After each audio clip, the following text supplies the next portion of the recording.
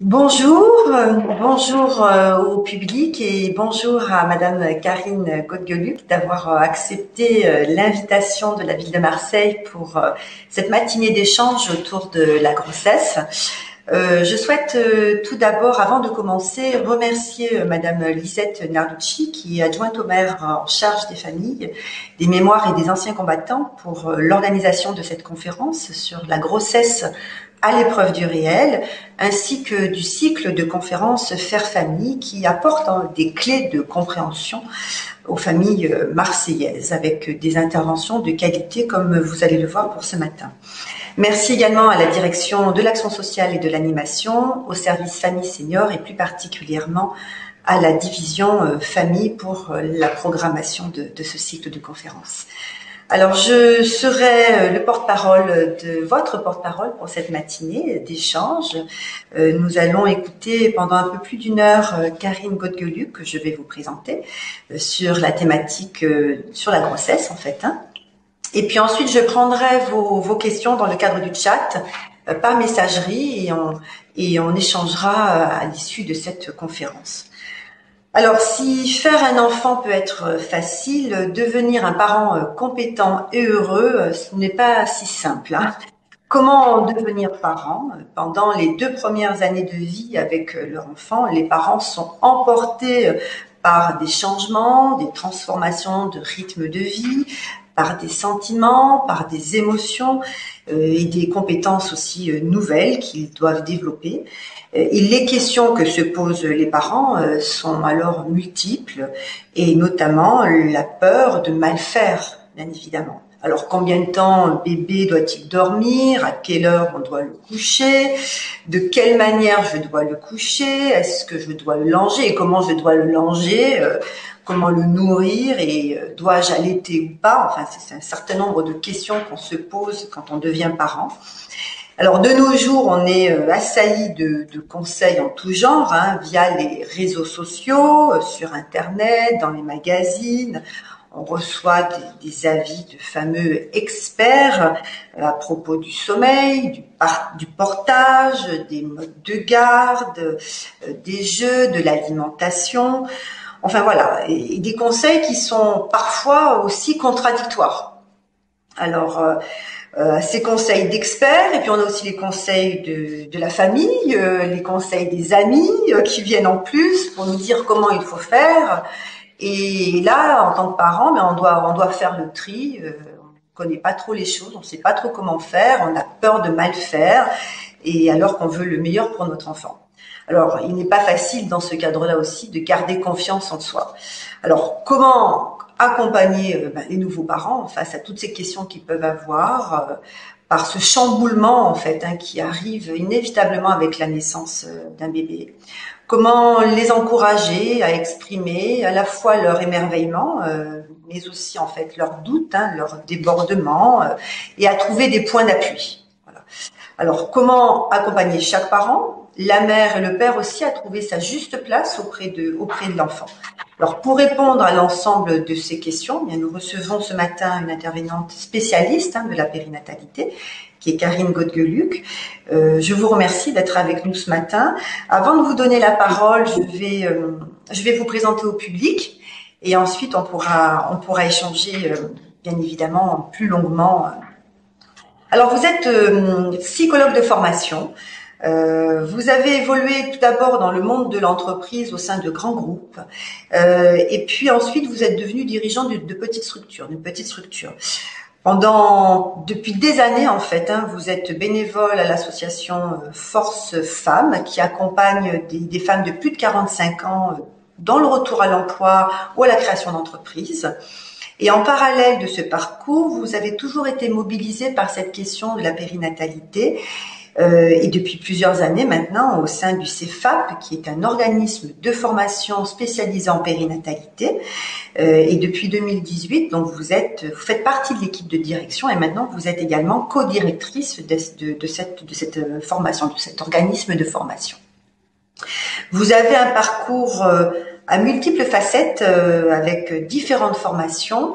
Et la dernière formation que vous avez réalisée, c'est une certification de spécialisation en périnatalité.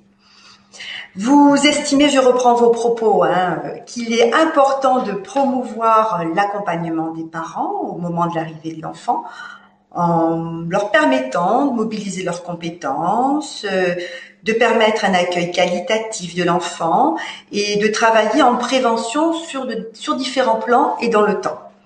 Alors, pour cela, vous estimez, je vous cite, que les professionnels doivent parler vrai, donner des informations complètes et loyales à chacun et chacune et proposer des moyens concrets et faciles à mettre en œuvre aux situations. Voilà, donc en fait, c'est tout l'enjeu de cette conférence de ce matin. Parler vrai, donc autour de la grossesse, de l'arrivée de l'enfant, des adaptations nécessaires, des enjeux et puis des solutions proposées autour desquelles nous allons échanger. Donc, Karine Godgeluck, nous vous écoutons avec grand plaisir.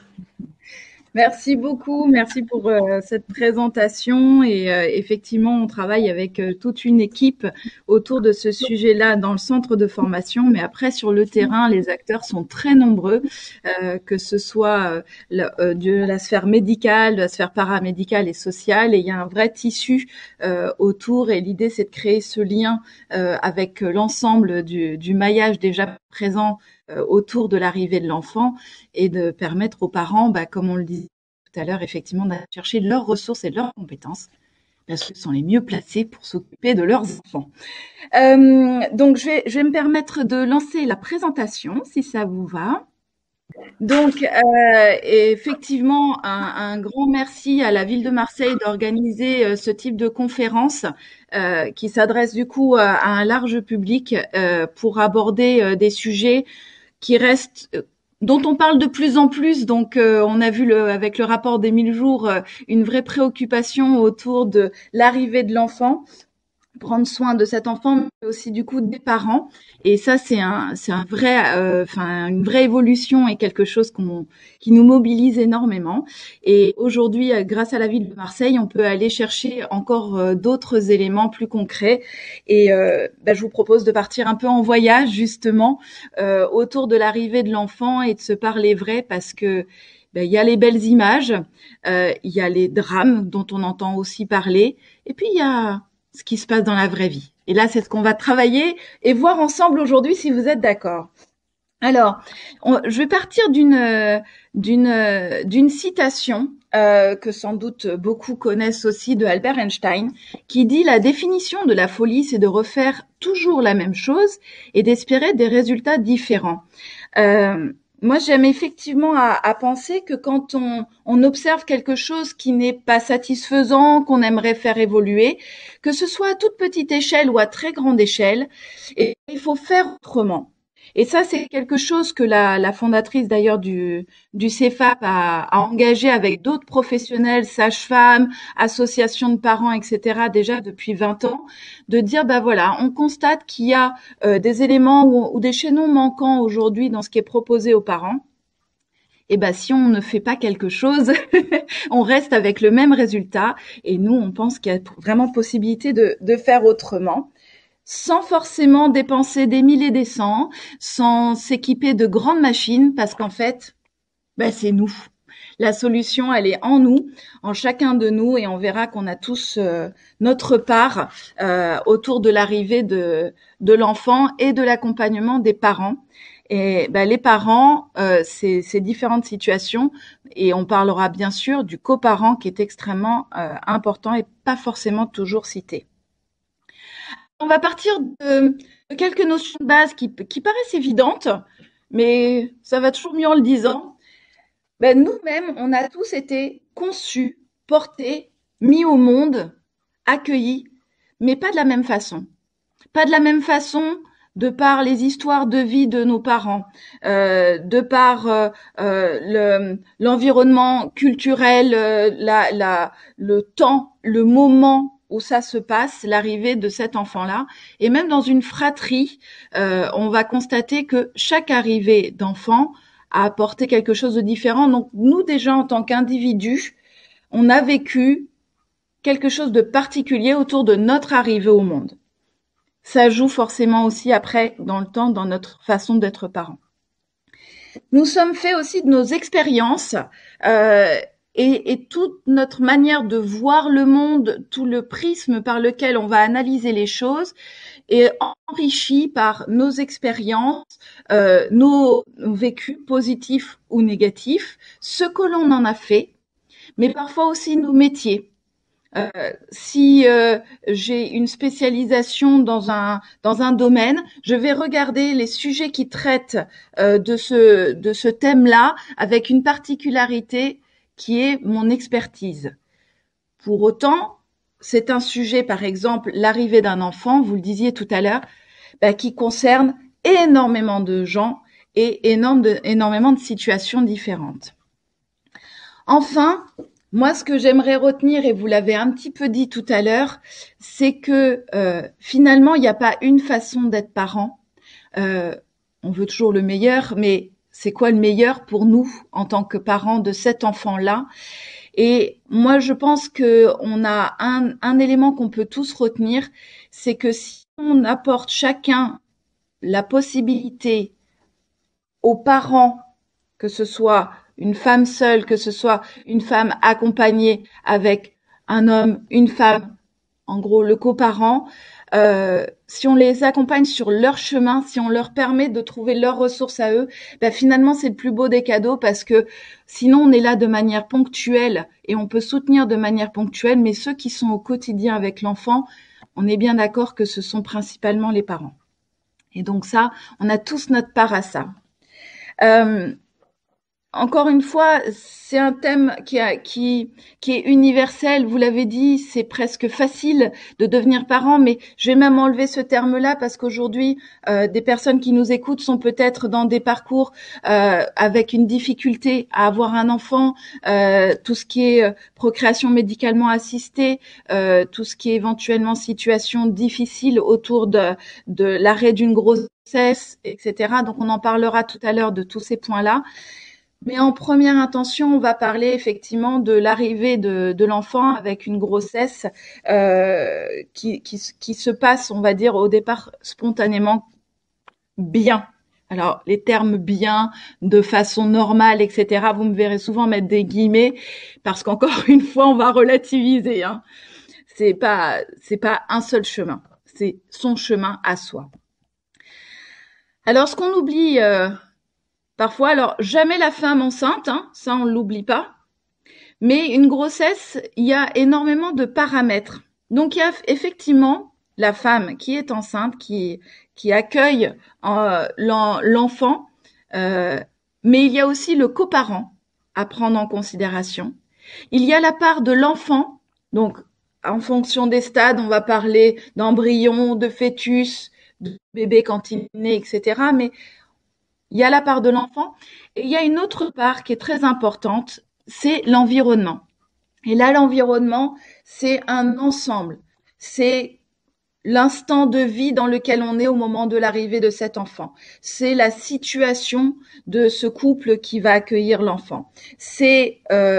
Ça peut être, on en parlera tout à l'heure, l'environnement, c'est large. Ça peut être ce qui se passe au niveau du pays, ce qui se passe au niveau du monde. On a aujourd'hui une actualité qui est impliquante et impactante aussi pour la grossesse et aussi pour l'accouchement et l'arrivée de l'enfant. Il faut pas le négliger. Et donc, encore une fois, on est vraiment sur, il n'y a pas une grossesse, il y a des grossesses. Chaque chemin est unique. Et d'ailleurs, même une femme ou un couple qui va avoir plusieurs enfants, ils vous diront quasi à chaque fois, ah ben c'était pas la même. Ah non, mais avec lui ou avec elle, c'était comme ça. Avec lui ou avec elle, c'était comme ça. Alors que finalement, on parle du même couple qui accueille un enfant. Mais quand je vous dis qu'il y a une part de chacun, nous déjà en tant qu'individu, on évolue, on n'est pas la même femme ou le même homme à un instant T. La part de l'enfant, la part de l'environnement. Donc n'oublions pas tout ça parce que ça peut aussi déculpabiliser aussi beaucoup de femmes qui pensent être responsables de tout, mais n'oublions pas qu'on est dans un système complet. Et d'ailleurs, si on regarde ce système complet, c'est là où on va aussi trouver des ressources. Par rapport à ça, la femme, elle fabrique pas l'enfant toute seule. il y a forcément, là c'est la nature, il y a forcément les deux gamètes qui se rejoignent, donc il y a forcément deux entités qui se rejoignent. Et ensuite, le chemin, c'est le chemin aussi de l'enfant. On oublie peut-être par moment aussi que la femme accueille effectivement l'enfant dans son corps, mais ce qui se fabrique autour de l'enfant jusqu'au placenta, ça appartient à l'enfant. Ce sont ses cellules à lui qui constituent tout ça. Je le dis parce que parfois on se sent responsable de beaucoup de choses en tant que femme et c'est pas forcément le cas. L'autre point, c'est que le coparent, s'il est présent et s'il souhaite être présent, il a un vrai rôle à jouer. Et c'est pas uniquement d'être spectateur, parce que pour lui aussi, il se passe énormément de choses. Et dans nos parcours aujourd'hui, alors tant mieux, ça tend à s'ouvrir aussi, et ça c'est vraiment des points très positifs, mais on n'associe pas suffisamment le coparent. Et je pense qu'il y a vraiment cette équipe à constituer, mais parce qu'il faut quand même une équipe pour tenir derrière dans le temps. On le verra. Vous avez parlé, ça bouscule, ça chamboule, ça met son dessous. Ça ne sera pas pareil. Et là aussi, on va se le dire. Je ferai comme avant. Non, je peux pas. Et tant mieux, parce qu'en fait, c'est autre, c'est différent. Mais je fais pas non plus pareil dans ma vie quand j'ai 10 ans, quand j'ai 20 ans, quand j'ai 50 ans. On évolue, on évolue, et cette évolution est intéressante et importante. Mais du coup, à mettre dans la tête que non mais tu verras, ça change rien, et je l'emmène partout et c'est ok. Encore une fois, chacun son chemin, chacun ses possibilités et chacun sa part. La femme, le coparent, le bébé, là on parle peut-être d'un enfant plus grand, et l'environnement. Donc à partir du moment où on se remet dans un système complet, ça nous permet aussi d'aller, voilà, mettre les choses à chaque place et comme on l'a dit, trouver les bonnes ressources puisque ça va être aussi le point clé de nos échanges. Dans les notions clés aussi à partager, c'est un événement qui représente un temps de vie fondateur. C'est-à-dire que aujourd'hui, de très nombreuses études, énormément de... D'ailleurs, notre conférence d'aujourd'hui et les conférences que vous organisez au niveau de la ville de Marseille en est un énorme exemple. On s'aperçoit que c'est quelque chose qui inscrit dans la durée soit un chemin qui est ouvert avec, encore une fois, il n'y a pas de chemin sans cailloux, il peut y avoir des cailloux, il peut y avoir des rochers, mais c'est ce qu'on en fait. Mais par contre, ça peut aussi amener des chemins traumatiques, et si on peut les éviter au maximum, c'est quelque chose d'important. Donc c'est un événement fondateur qui mérite une attention particulière, mais on focalise beaucoup sur la grossesse, l'accouchement, et l'après. Et si on se fait une petite échelle du temps, on s'aperçoit que la grossesse, on va parler en mois, à peu près. L'accouchement en heures, à peu près. Mais tout le reste, c'est le plus d'années possible. Et en faisant un focus, en pensant que l'accouchement, c'est l'aboutissement de ce qui se passe autour de l'arrivée de l'enfant, je pense qu'on se trompe. Et là, je vais faire un peu un parallèle avec les entreprises. C'est pareil, quand on a inscrit son entreprise au registre du commerce, c'est que le début. Et pourtant, ça fait des mois qu'on est sur le projet. Mais quand on inscrit, il y a la fête, champagne, super, etc. Mais attention, il y a toutes les années derrière. Donc, il faut prendre soin de tout ça, remettre dans l'espace-temps et du coup, donner des ressources. À chaque moment, il y a des ressources différentes de nécessaires, mais rappelons-nous qu'on est sur des mois et heures pour l'accouchement et des années pour la suite, le plus possible. Un besoin fondamental pour toutes ces étapes-là, vous l'avez dit d'ailleurs, c'est d'accéder à des informations complètes, loyales et utiles pour trouver ses ressources. Si on permet à chacun d'aller sur ses choix, ses décisions, mais de permettre ces décisions-là, là, on donne les compétences aux gens de durer Un accompagnement sur des années, c'est compliqué à tenir. Là, je vais revenir à un principe de réalité basique. Le temps, le financier, etc., c'est pas possible. Par contre, prendre un temps et mettre un budget, on va dire, sur la partie accéder à des informations qui me permettent mes décisions derrière, ça oui. Et autour de ça, autour des informations complètes, loyales et utiles, je vais prendre un exemple qui va peut-être interpeller. C'est par exemple allaiter ou pas allaiter. Qui suis-je pour présumer de ce que ça représente, de ce que ça implique pour la personne? Quel que soit le chemin de cette personne-là, il faut que les informations soient complètes. Allaiter, c'est naturel, mais c'est pas facile, c'est pas simple. Quelles sont les ressources que moi je peux mettre en place en tant que femme qui allaite, en tant que coparent qui veut soutenir l'allaitement? Tout ça sont des vraies questions et il nous faut des informations complètes, loyales et utiles. Si je ne souhaite pas allaiter, est-ce qu'on me donne bien l'information que par contre, Dame Nature ayant prévu la lactation dans le processus, il faut que je prévoie l'arrêt de cette lactation. Il y a des conséquences, il y a des éléments sur lesquels on a la main, il y a des éléments sur lesquels on n'a pas la main. Dame Nature, elle ne sait pas ce qu'on a décidé, nous. Est-ce qu'on veut allaiter ou pas? À partir de ce moment-là, pourquoi je ne veux pas allaiter ou pourquoi je veux allaiter, c'est toutes ces questions-là qui permettent la décision. Et lorsque la décision est prise, que ce soit le chemin de l'allaitement ou le chemin d'un autre type d'alimentation pour l'enfant, encore une fois, moi en tant que professionnelle, je n'ai pas d'intention pour le couple, pour cette femme.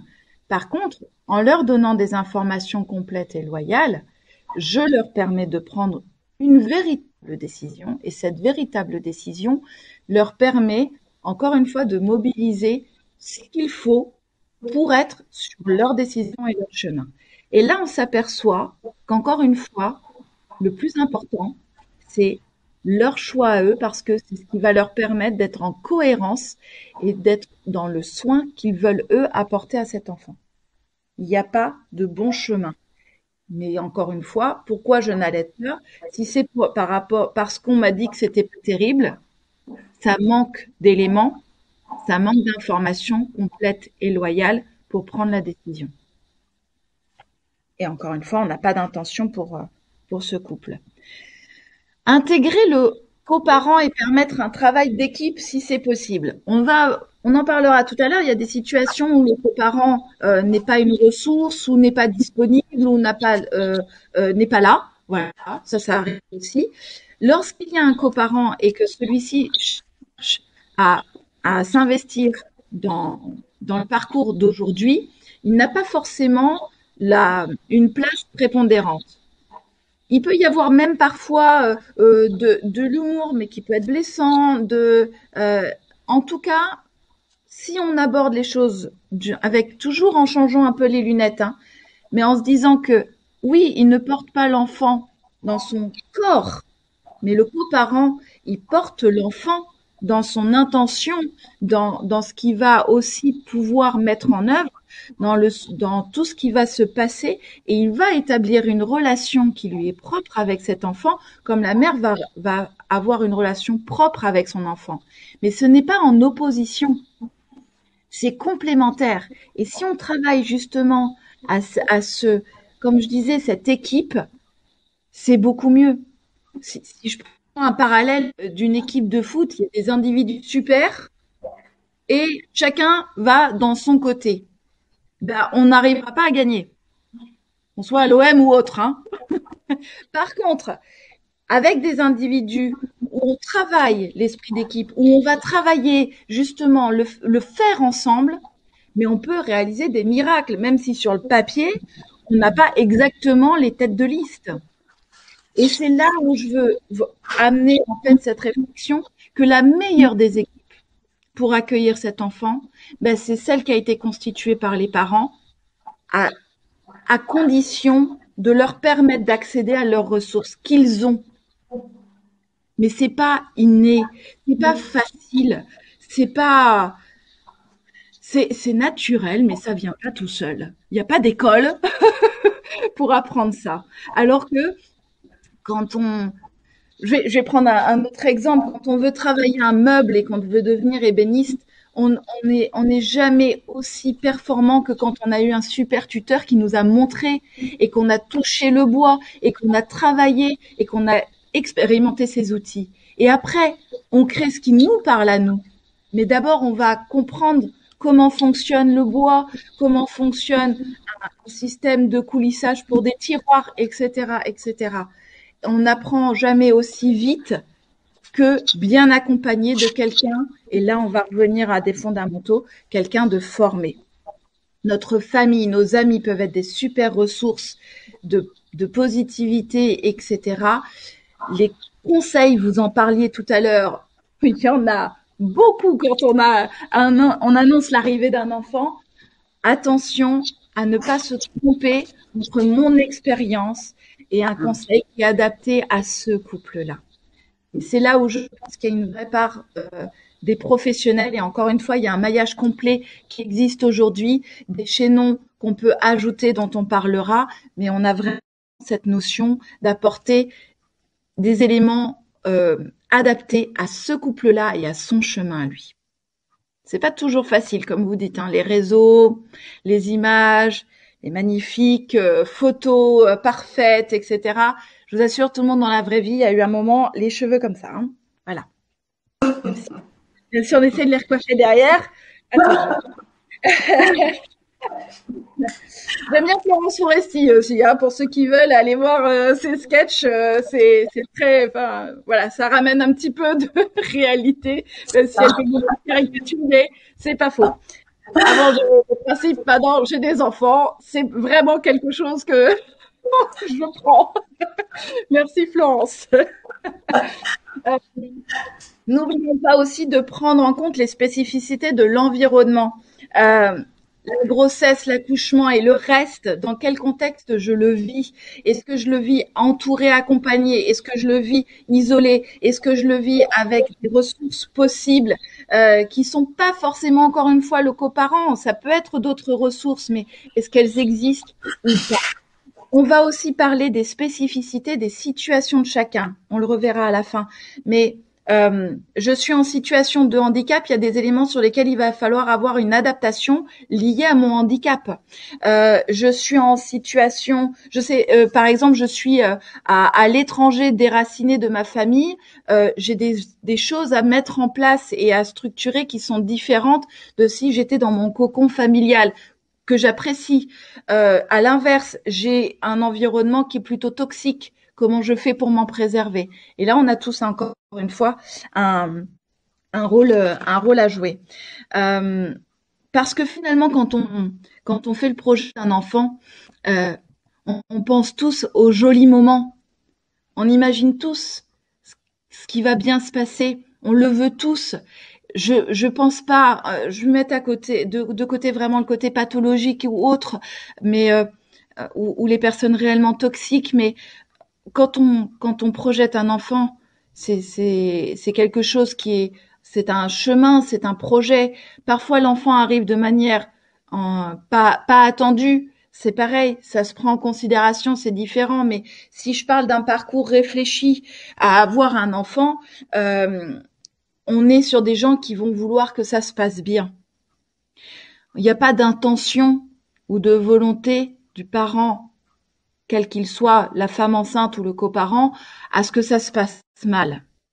Par contre, ça peut déraper. Il peut y avoir des difficultés. Et là, on va mettre des niveaux plus ou moins difficiles. Ça peut être le coparent qui est en difficulté, ça peut être l'enfant, ça peut être la mère, ça peut être au moment de l'arrivée de l'enfant, ça peut être quand je suis enceinte ou quand ma compagne est enceinte. Tout ça, on peut le redouter. Il faut se dire encore une fois, il y a des paliers, mais ouvrons nos portes, écoutons. La difficulté, elle existe encore une fois, soit de manière très légère, ponctuelle, et elle peut se résoudre par des ressources qu'on a été chercher autour de soi, mais n'hésitons pas aussi à aller plus loin et à chercher des ressources. Il y a énormément de, de professionnels qui sont aujourd'hui formés et qui peuvent vous aider et vous accompagner. Il y a aussi des associations. Il y a, regardez ce que la ville de Marseille l'a fait aujourd'hui avec ses conférences qui vous donnent de l'information. Tout ça sont des éléments qui sont à prendre en considération parce que au plus on est isolé, au plus la difficulté monte. Et ça, pour le coup, là-dessus, je vais être un petit peu peut-être dure, mais ça se résout pas par soi-même. Soit ça se résout parce qu'on met un mouchoir dessus, mais ça peut exploser un peu plus tard. Soit c'est quelque chose qui va faire un crescendo. Et quand on le prend dès le départ, on peut vraiment bouger les lignes. Quand on attend de plus en plus, eh ben, c'est de plus en plus difficile pour le coparent, pour la femme enceinte ou la maman, et pour le bébé, etc. Tout ça, c'est un vrai risque si c'est pas pris en compte. Et là, encore une fois, on a tous notre rôle à jouer en tant que professionnels. Quand on croise ses parents sur le chemin, soit les médicaux au travers d'une consultation, qu'on soit dans la sphère sociale, qu'on soit dans l'accompagnement périnatal, etc. Tout ça, ça mérite une vigilance particulière. Mais finalement, on peut aussi s'autoriser en tant que mère à dire ça ne va pas. Déculpabilisons, ça arrive beaucoup plus qu'on ne le croit, d'être débordé, d'être en difficulté, tout simplement parce que ça n'est pas simple. Ce n'est pas facile. Et on nous montre plus comment on fait. On pense qu'on est seul à gérer cette difficulté-là. Le coparent, c'est pareil.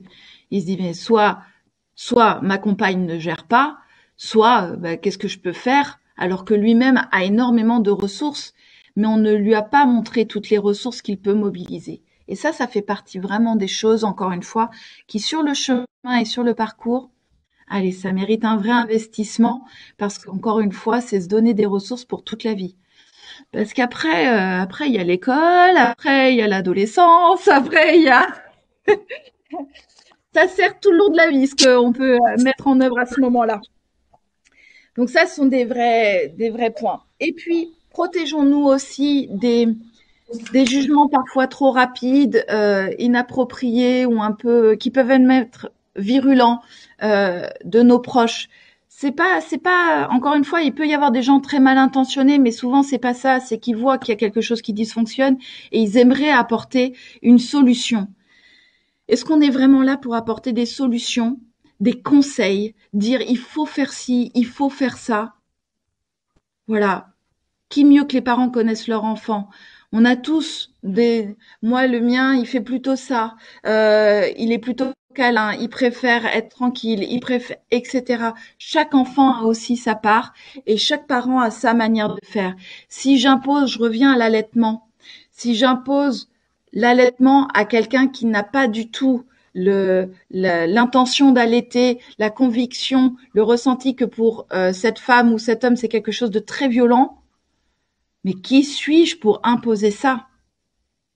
Par contre, si je donne des informations complètes permettant la réflexion et que la personne choisit finalement d'allaiter en disant bon c'était pas le chemin que je voulais au départ mais j'y vais, et ben on va l'accompagner en donnant à ce moment-là des ressources et du soutien. Mais plutôt que de donner des conseils qu'on plaque, est-ce qu'on pourrait pas plutôt réfléchir ensemble? Qu'est-ce qui serait bien pour toi? Qu'est-ce qui serait bien pour vous? Comment tu vois les choses? Tu connais, que tu vois un petit peu ton enfant. Qu'est-ce qui l'apaise? Qu'est-ce qui l'apaise pas? Bon, tout ça, encore une fois, c'est lié à tellement de choses. C'est un environnement. Il y a des bébés, parce qu'ils ont été, encore une fois, ça c'est un peu de physiologie, dans le ventre, il y a beaucoup de bruit, etc. Le silence, pour eux, c'est dramatique. Et nous, en tant qu'adultes, on se dit, c'est très bien, il va être dans le silence. Mais si ça se trouve, on se met nous-mêmes en difficulté alors que l'enfant a juste besoin d'être dans la vie et d'être à côté de nous. Mais peut-être, encore une fois, un autre enfant, ça va pas du tout lui convenir qu'il y ait du bruit. Peut-être qu'il est sensible à tout ça et qu'il va sursauter et donc il faut préserver.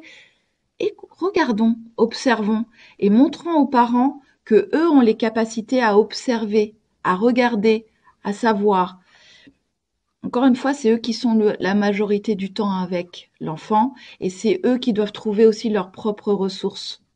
Parce que sinon, on crée aussi une dépendance et c'est pas satisfaisant en fait, c'est satisfaisant pour personne. Qu'on soit professionnel, ami, proche ou, ou quoi, hein, c'est ça. Mais on va se dire, ça peut arriver d'en avoir marre. On va le dire aussi, ça peut arriver qu'on ait vraiment envie de s'énerver et de s'agacer contre l'enfant. Les drames, on les connaît, les bébés secoués. Eh ben, il vaut peut-être mieux un bébé qui pleure un temps dans son berceau, le temps qu'on se calme pour se ressaisir. Il vaut peut-être mieux avoir des ressources pour appeler à ce moment-là. Mais tout ça, ça se travaille avant. Est-ce que j'ai une équipe autour de moi que je peux mobiliser? Est-ce que j'ai les ressources en moi? Est-ce que je me suis questionnée sur tout ça? On le fait. Parce que je reviens en arrière. On veut tous quelque chose de positif. On n'est pas mal intentionné. Par contre, confronté au réel, les pleurs du bébé.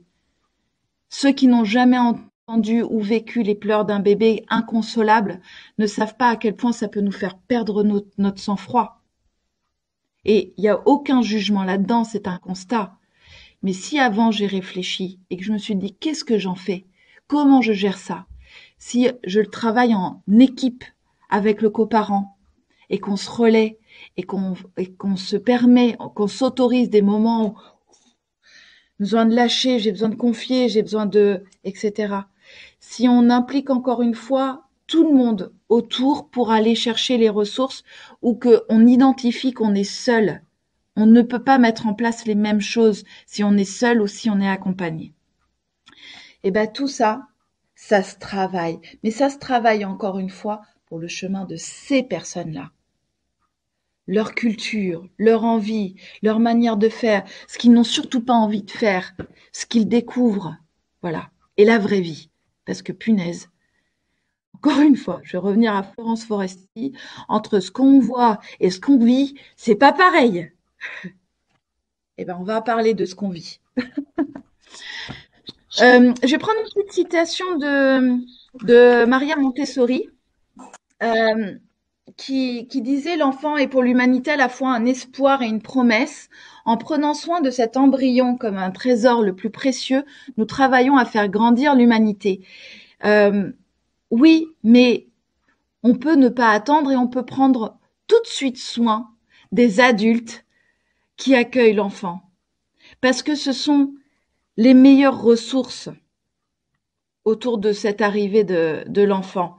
Et je suis convaincue de cette phrase et de l'importance de prendre soin des enfants, mais je suis aussi convaincue que les parents ont envie de bien faire, mais que par moments, ça nous dépasse, ça explose, c'est un tsunami.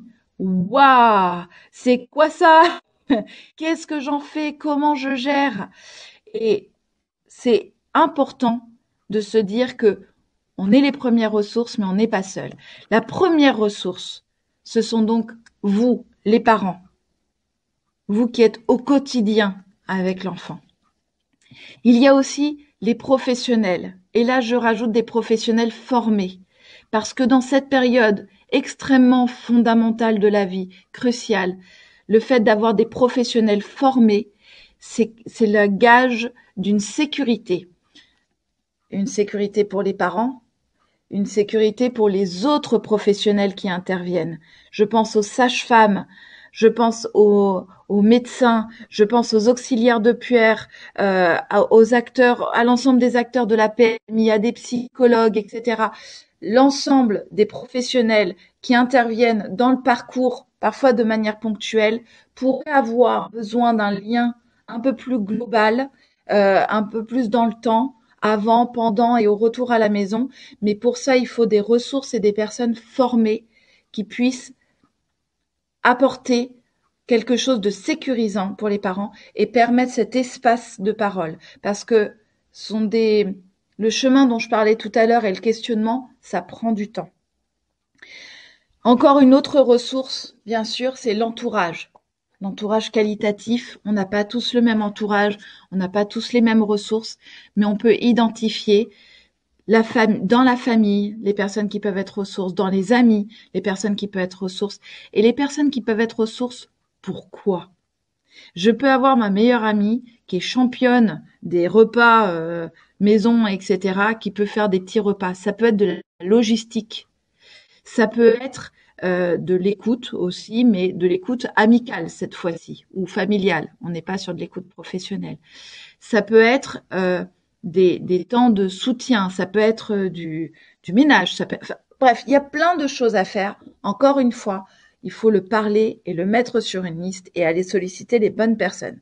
Ça sert à rien de demander à celui qui mange au restaurant tous les jours et qui n'a jamais fait des pâtes de nous faire les repas. On le met en difficulté et on est à peu près sûr que ça va pas marcher. Par contre, ça peut être la personne géniale à appeler à n'importe quelle heure de la nuit ou de la journée quand on a besoin d'un coup de main. Chacun a ses compétences et ses ressources et on connaît très bien notre famille et nos amis. Et si on leur demande, souvent ils sont ravis de donner un coup de main. Et c'est pas forcément prendre le bébé. Ça peut être de s'occuper de l'enfant. Les meilleures personnes auprès de l'enfant, ça reste les parents le plus possible et de manière qualitative.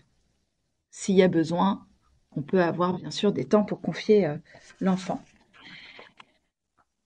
La grossesse, j'aime bien, donc on disait de parler vrai, j'aime bien dire c'est un bail précaire. C'est un temps, hein. Encore une fois, je reviens tout à l'heure, on en parle en mois, attention, c'est court.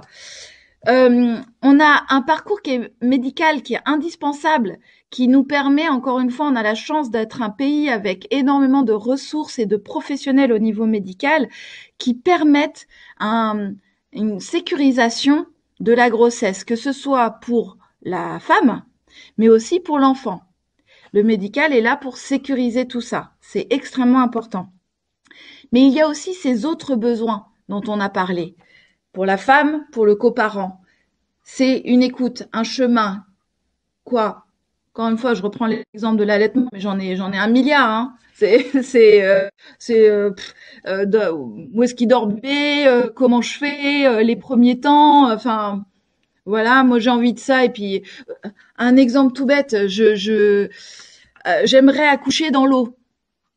Il y en a, jamais en fait elles accouchent dans l'eau. Bah peut-être que la baignoire elle n'était pas disponible. Mais il faut le parler, ça, il faut l'évoquer. Ou alors elles ont pas du tout envie le jour J. Ou alors c'est pas possible. Enfin, il y a plein de raisons. Mais encore une fois, il faut évoquer tout ça, en parler, travailler. Et si je parle de chacun des éléments, eh ben ça va nous permettre, encore une fois, de trouver ce qui est le chemin souhaité par ses parents et leur donner les ressources pour aller le plus possible vers ça. Implication forte du coparent, on y croit à fond. Et ce sont des temps de changement, on évolue. On évolue, et la grossesse, j'avais une sage-femme qui disait 9 mois pour faire, 9 mois pour défaire, et elle a complètement raison. On pense que le bébé, le temps de la grossesse, c'est 9 mois. Mais c'est 9 mois parce qu'il y a beaucoup de choses qui se construisent. Même, c'est assez fou, hein, d'ailleurs, hein, c'est ce qui se passe, la construction d'un petit être. Mais dans le corps de la femme, il y a aussi énormément d'évolution. Il faut que ça se fasse de manière progressive. Et le retour après se fait aussi de manière progressive. Et on parle bien d'évolution, de changement. Et je rajoute une casquette, que je sois coparent ou femme enceinte, je rajoute une casquette, je suis un futur parent, puis un parent. Mais je n'enlève pas le côté femme, je n'enlève pas le côté homme si c'est un homme ou la femme qui accompagne la femme enceinte. Hein, les couples sont multiples. Donc voilà. Donc soyons le plus possible dans l'ouverture, se rappeler que c'est un temps donné et qu'il n'y en a pas 50 dans la vie de ces temps-là. Donc si on peut à ce moment-là en prendre soin, être attentif à ça, voilà. C'est un temps à l'échelle de la vie. C'est un temps à l'échelle de la vie. L'accouchement, je vais en parler quand même parce que ça fait partie des choses qui sont énormément évoquées pendant la grossesse.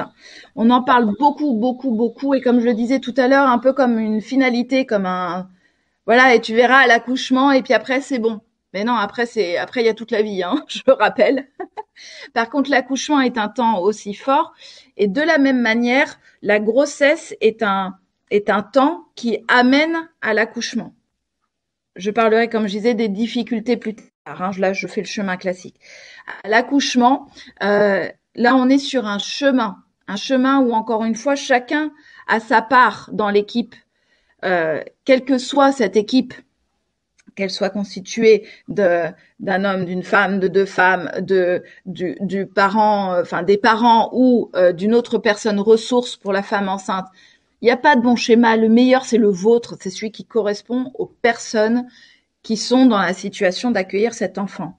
On est très surveillé pendant la grossesse et l'accouchement d'un point de vue médical. C'est intéressant aussi d'aller chercher les représentations qu'on en a, ce que ça nous fait, quelles sont les perspectives, et d'en parler parce que il va y avoir des choses qui vont être facilitantes et il va y avoir des choses qui vont créer des blocages. Les sages-femmes peuvent en parler vraiment très très bien.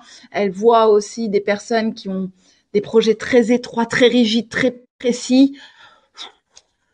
Elles disent souvent bon bah là on est à peu près sûr que ça va être difficile parce que l'accouchement, c'est tout sauf prévoir. D'ailleurs, la première chose qu'on prévoit pas, c'est quand est-ce que ça va arriver. Ah, à peu près, hein.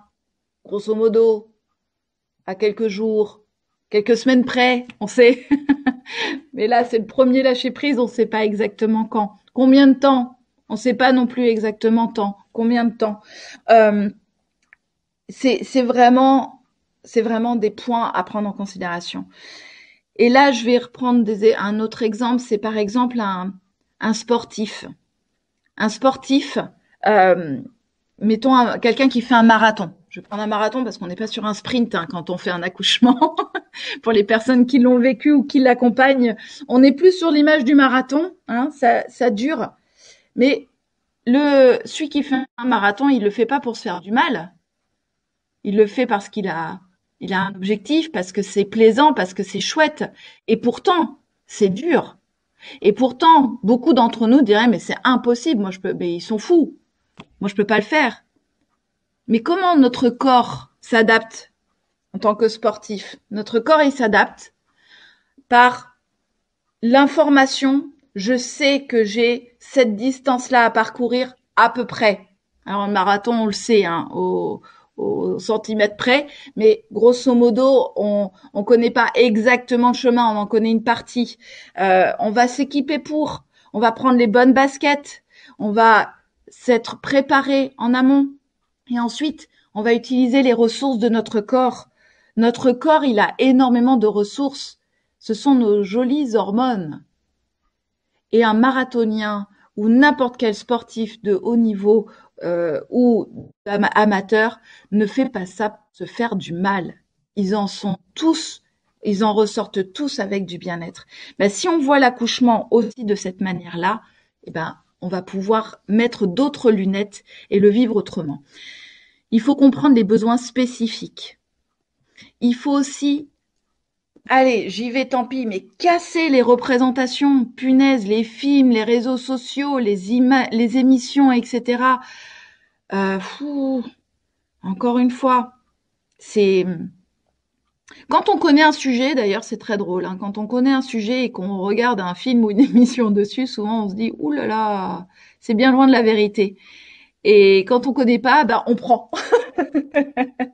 Donc, moi, j'invite à de la précaution, à élargir le champ d'information, à aller chercher ailleurs que sur les réseaux, les films, les émissions, ce qu'on peut trouver comme information et de plutôt aller se questionner soi sur ce qu'on veut, nous, comme chemin, nos besoins spécifiques, ce qui va nous apporter et identifier encore une fois nos propres ressources comme celles qu'on peut avoir autour de nous. Et ça reste en complément du support médical. Le support médical est une sécurité, c'est indispensable. mais on a aussi d'autres besoins spécifiques. Et on a aujourd'hui, ça fait la une des actualités, mais pas que depuis la Covid, hein, depuis des années et des années, les soignants sont vraiment dans des situations difficiles d'exécution de travail en sous-effectif avec peu de moyens. Ils ne sont pas dans la possibilité de prendre un immense temps avec chacun. Et pourtant, l'arrivée d'un enfant, que ce soit le temps de la grossesse, l'accouchement ou le retour à la maison, il y a besoin de temps. Il y a besoin de cet espace-temps. Et c'est pour ça qu'il faut aller chercher des ressources complémentaires pour aller questionner, identifier ses besoins spécifiques. Et quand, ne serait-ce qu'avec cette image du sportif, on repense au sportif qui se prépare, qui va aller prendre les bons équipements, les bons outils, les bons éléments, mais il est rarement seul, le sportif, autour. Et il y a un coach, c'est pas dans le mauvais sens du terme, c'est quelqu'un qui va très bien connaître cette personne-là et qui va pouvoir identifier là où on atteint un point de rupture ou là où on peut pousser encore un peu plus loin et aller sur toujours ce chemin-là un peu plus loin. Et ça peut être le coparent, ça peut être une autre personne ressource. Il y a des professionnels aussi pour ça. Ne négligeons pas ce temps-là. Je vais faire ce petit schéma-là. C'est vraiment une dynamique, l'accouchement. Si on se remet un petit peu dans le mouvement, si on comprend ce qui se passe dans notre corps, si on en revient à des fondamentaux de ce qui favorise, encore une fois, qu'est-ce qui peut favoriser un accouchement? C'est le fait d'être dans sa bulle, dans un cocon. On fait appel à des ressources très fortes. Un marathonien, on va pas lui demander en plein milieu de sa course ce qu'il veut manger ce soir pour le dîner. On le ramène pas là. Il doit être dans son corps. Et ben la femme qui accouche doit être pareil dans son corps. Mais s'il y a beaucoup d'intrusions, s'il y a beaucoup d'éléments perturbants et qu'on n'a pas la connaissance du déroulé, et ben on vit chaque élément potentiellement comme une agression et donc on repart dans sa tête alors qu'il faut arriver à être dans son corps. Il y a tellement de choses à dire que je fais un très très résumé là de la situation, mais voilà, questionnons nos besoins. Qu'est-ce que, en tant que femme qui va accoucher, de quoi j'ai besoin moi? Qu'est-ce que peut m'apporter le coparent? Qu'est-ce que peut m'apporter une ressource complémentaire? Moi, je dirais même couper certaines émissions parce que c'est vraiment pas. Ça peut créer aussi de l'anxiété et puis ça peut créer des schémas trop étroits. Et encore une fois, revenons à un principe simple. Il n'y a pas de chemin identique. J'ai prévu d'accoucher dans l'eau. Vous verrez que le jour J, c'est peut-être pas du tout ce dont vous avez besoin. Mais si c'était ça qui était prévu et que on ne laisse pas la place à l'inattendu, à ce qui vient, etc., on va passer à côté de choses à accueillir. La notion de bulle est intéressante et la bulle, elle se fait avec le coparent et elle est soutenue par le coparent ou la personne ressource aussi à ce moment-là. On repart sur la suite aussi. La suite, c'est donc bousculade, changement, adaptation, ajustement, découverte. 2 enfants dans une même fratrie, 2 schémas différents. Et on va dire les grandes phrases. Ah, il fait ses nuits, il fait pas ses nuits, lui il faisait ci, lui il faisait ça, etc. D'ailleurs, on va passer son temps à comparer. On oublie juste que ce sont 2 individus qui vont avoir des manières de faire différentes. Et on voit bien qu'adultes, les enfants issus d'une même fratrie, ils ont chacun leur chemin. Et ben c'est beau, c'est ce qu'il faut, parce qu'on est différents. On est tous différents et c'est ça qui crée l'intérêt et la notion de la vie réelle en fait. Et puis encore une fois, en tant que parents, on est nous-mêmes différents. Faut pas croire qu'on fait pareil. On aimerait, on se le dit, mais c'est pas vrai. On fait pas pareil. Et c'est pas le même temps de vie, et sont pas les mêmes rencontres, et c'est pas les, etc., etc. Donc ça, ce sont vraiment des points importants. Quand on rencontre bébé, entre ce qu'on a imaginé, pensé, ce qui s'est réellement passé, que ce soit pendant la grossesse, à l'accouchement, à l'accueil de bébé, Donc moi j'aime bien dire que voilà, la rencontre avec bébé, elle est parfaitement imparfaite parce qu'elle sera unique et qu'elle ne peut toutes les représentations qu'on va se faire, elles sont pour nous aider à cheminer, à questionner. Ça ne sera jamais la réalité. Et c'est pas grave. C'est OK. Ça, on n'a pas la main dessus. Et ce qui va se passer, encore une fois, je vous rappelle le triangle. Il y a la part de la maman, il y a la part du coparent, il y a la part du bébé, il y a la part de l'environnement. Et dis donc, ça en fait des paramètres à gérer. Eh ben, on va prendre notre part. Et chacun fait sa petite part. Et c'est ça qui participe à l'ensemble. Les journées se suivent et se ressemblent pas. Chaque question, chaque observation est vécue est important. Euh, voilà, c'est pour ça qu'il faut avoir des espaces pour en parler. Soit on peut le faire dans son environnement proche, soit on va aller chercher des ressources extérieures. On va identifier les besoins du nouveau-né. Si on en parle et de ses parents, eh ben on va trouver les ressources. Si on revient à des fondamentaux pratico-pratiques, pourquoi le bébé dort par petite intermittence et que la maman elle peut se caler sur ce rythme-là, parce que les deux ont besoin de récupérer et que les deux ont besoin d'éléments. L'estomac d'un bébé, c'est un demi-ongle. Hein. Il peut pas manger plus que ça. Hein. Donc c'est normal, il revient régulièrement. Puis n'oublions pas qu'il y a quelque temps, il était nourri tout le temps quand ça venait. Il y a des changements quand même. Et là, dernier point que je voulais partager un peu avec vous aussi, c'est cette notion de gestion du temps. N'oublions pas encore une fois que là, l'espace-temps, il est complètement distendu et que la meilleure des choses, si on prend cette montre et on l'enlève pendant un temps, on reviendra au temps, aux heures, etc. plus tard. Mais donnons-nous de la facilité, revenons à des choses qui sont, encore une fois, ça coûte 0 €, 0 centimes. On revient un peu à du bon sens, mais pas d'heure pendant tout un temps. Et là, on va soulager. On va soulager les parents, on va réparer la femme qui a besoin quand même d'un temps de récupération après l'accouchement et on va répondre aux besoins d'un nouveau-né qui vient de vivre une bousculade incroyable, ses parents aussi, mais lui aussi. C'est nécessaire pour tout le monde. Il y a les spécificités à prendre en considération. Et ça, encore une fois, dans nos parcours, c'est important d'identifier quelles sont les particularités pour pouvoir apporter des réponses précises à ça. Les situations de handicap, on a des personnes qui ont des handicaps, mais chaque handicap est spécifique, a des besoins et des ressources spécifiques. Eh ben, on va aller les chercher. Mais si on les questionne pas, si on ne se pose pas la question, si on n'adapte pas, et si on s'adapte pas, nous, les différents professionnels, mais aussi l'entourage, et du coup, que ce soit pris en compte par les parents, souvent ils le prennent très bien en compte, hein, ceux qui sont concernés, mais nous autour, pas toujours. Donc c'est important de le prendre en considération. Il y a des situations particulières de précarité, de vulnérabilité, etc. C'est pareil. Ce sont des éléments à prendre en compte. Je ne vais pas vivre la grossesse, l'arrivée de l'enfant dans une même situation si je suis en précarité. Précarité financière, on a une course aujourd'hui à avoir tel et tel ustensile. Punaise, si on rassure les parents en leur disant « Vous savez de quoi il a besoin, votre bébé ?» De vous.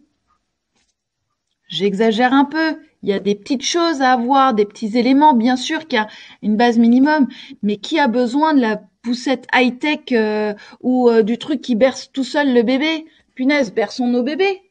On est les meilleurs pour ça. Et d'ailleurs, avec l'écharpe, par exemple, on peut le faire en ayant les mains libres. Ça, c'est cool. Les vulnérabilités, on ne peut pas aborder la grossesse, l'accouchement et l'arrivée de l'enfant de la même manière pour une personne qui a un schéma, même avec quelques embûches, mais OK, qu'une personne qui a une vulnérabilité particulière. S'il y a un environnement avec de la violence, s'il y a des addictions, s'il y a etc., etc. Mais encore une fois, pour tout ça, soyons formés. Quel est le meilleur chemin, par exemple, pour une femme qui est enceinte et qui est polyaddicte, qui a plusieurs addictions? qu'est-ce qu'on est capable de faire en tant que professionnel? Si on ne s'est pas formé, on donne ces fameux conseils, injonctions et jugements qui sont extrêmement difficiles. Et là, on a des vrais risques au niveau de la précarité et de la vulnérabilité d'avoir des ruptures de parcours. Et là, ce sont des personnes qu'on ne voit plus. Et là, il y a un réel danger. Il y a un réel danger pour la femme et il y a un réel danger pour l'enfant. Ça, ce sont des points. Alors, bien sûr, ça mériterait des développements dans tous les sens. Je vais un peu vite. L'idée, c'était d'aborder un petit peu tout ce qui est réel. Donc, il y a notre situation à nous, mais il y a aussi des événements extérieurs. Quand un parcours, quand une grossesse se termine avec la mort de l'enfant, que ce soit in utero, que ce soit au moment de l'accouchement, que ce soit quelque temps après, on doit accompagner ça, on doit le prendre en considération. La fausse couche est à prendre en considération. Quel terme horrible, fausse. Il n'y a rien de faux dedans. Qu'est-ce qu'on y a mis dedans? On ne sait pas. Ces parents-là, comment ils vont le vivre? Quelles sont les ressources? On n'empêchera pas ces événements. On ne les empêchera pas. Mais ce qu'on en fait, la manière dont on les traite, c'est là que tout se joue. Ou que, en tout cas, beaucoup se joue. On va toujours travailler à la prévention pour que ça n'arrive pas.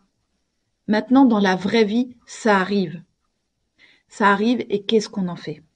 Un événement. On vit en ce moment la guerre. Les femmes en Ukraine aujourd'hui qui ont une grossesse en cours ou qui accouchent ou qui accueillent leur enfant dans ce contexte-là, ou les autres guerres qu'on vit aussi dans le monde ailleurs. Attention, ce sont des événements extérieurs et ça a un impact. Voilà. Et quand on croise des gens dans nos parcours, encore une fois, c'est quelque chose à prendre en considération. Il peut y avoir des événements qui touchent nos proches. Il peut y avoir, c'est peut-être pas la grossesse qui est mise en cause, mais ça peut être la perte de quelqu'un de proche pendant la grossesse ou au moment de l'arrivée de l'enfant. Tout ça, ce sont des événements qui impactent et qui sont des spécificités à prendre en considération. Et il y a toutes les difficultés. Mais pas que la difficulté maternelle, et tant mieux on en parle et il faut en parler, mais il y a aussi la difficulté du coparent. Un coparent qui sombre, mais est rarement pris en compte. Et puis on va lui dire, mais c'est bon, et c'est pas toi qui as porté l'enfant, ou c'est pas toi qui, c'est pas, mais zut! On est tous impactés et touchés et concernés, donc prenons en considération tout le monde. Et comme je disais, il y a aussi l'enfant. Et les difficultés peuvent être liées à l'enfant. L'enfant peut arriver de manière prématurée. Il peut y avoir un handicap. Il peut y avoir une difficulté particulière, une angoisse particulière liée à l'enfant. À nous, encore une fois, tout autour, de soutenir ses parents. Parce qu'en fait, on peut tous agir, quoi. Les ressources, je vais passer un peu vite sur cet élément-là parce que je vois l'heure qui tourne. Vous me dites si ça va, hein, Nathalie? C'est parfait, c'est parfait. Très bien. Donc les ressources, on le disait, avoir des informations, identifier les vrais relais et soutiens et la valeur de l'exemple. Accéder à des informations complètes pour élaborer son chemin, identifier les ressources qu'on a autour de soi, que ce soit d'un point de vue logistique, d'un point de vue soutien de professionnels, de choix de parcours, etc. Et aussi, prenons des exemples autour de nous. Arrêtons de nous arrêter aux mises en scène désolée, je vais faire un peu de caricature, mais des Facebook, de tout ça. Enfin, vraiment, c'est pas là que ça se passe. C'est ce qui se passe pour ces parents-là. L'enjeu, il est là. Juste la vraie vie. Et si on a la possibilité de se dire, oh punaise, là j'en bave, là c'est dur, là j'en ai ras-le-bol, là j'aurais voulu ne jamais être enceinte, là j'aurais voulu ne jamais, ou le coparent qui dit, mais jamais on aurait dû faire un enfant, il faut le dire. On le dit et on en fait quelque chose. Tout ce qui est gardé pour soi, tout ce qui est caché, ça crée des difficultés, des traumatismes. Alors, osons en parler parce que quand on parle d'un sujet, on va s'apercevoir que beaucoup, beaucoup sont concernés et que finalement, ça touche énormément de personnes. Et on a beau être les experts d'un sujet, quand ça nous arrive à nous, c'est pas pareil, hein. D'accord? L'autre point, et là je l'ai marqué un peu à la fin, c'est dès le plus jeune âge. Et là, on peut dire à nos enfants, ouh là, c'est difficile en ce moment. Ouh là, ton petit frère là, ta petite sœur, waouh, c'est difficile. Tu vois, hein, tu vois que c'est difficile parce que eux aussi ils savent. Et n'oublions pas qu'on construit au travers d'eux l'avenir et demain. Et plus on a d'enfants qui ont été construits avec cette compréhension que ouais, il y a des moments c'est dur, ouais, il y a des moments on pousse, on essaye et ça marche pas toujours. Et ben, au plus on donne des adultes qui auront cette ressource-là d'aller chercher du soutien, de savoir qu'on n'est pas dans un monde parfait. Et franchement, moi je vois l'évolution, hein. Pendant mes études, j'ai étudié les premières émissions de télé-réalité dans mon parcours de psychologie, et on se disait à quel point c'était surprenant. Et quand je vois aujourd'hui que ça devient une norme, une mise en avant, etc., je, je voudrais vraiment questionner, interroger, interpeller tout à chacun. Là, c'est les citoyens, hein, c'est tout le monde. C'est pas, on enlève notre casquette pro, parents ou quoi, c'est tout le monde.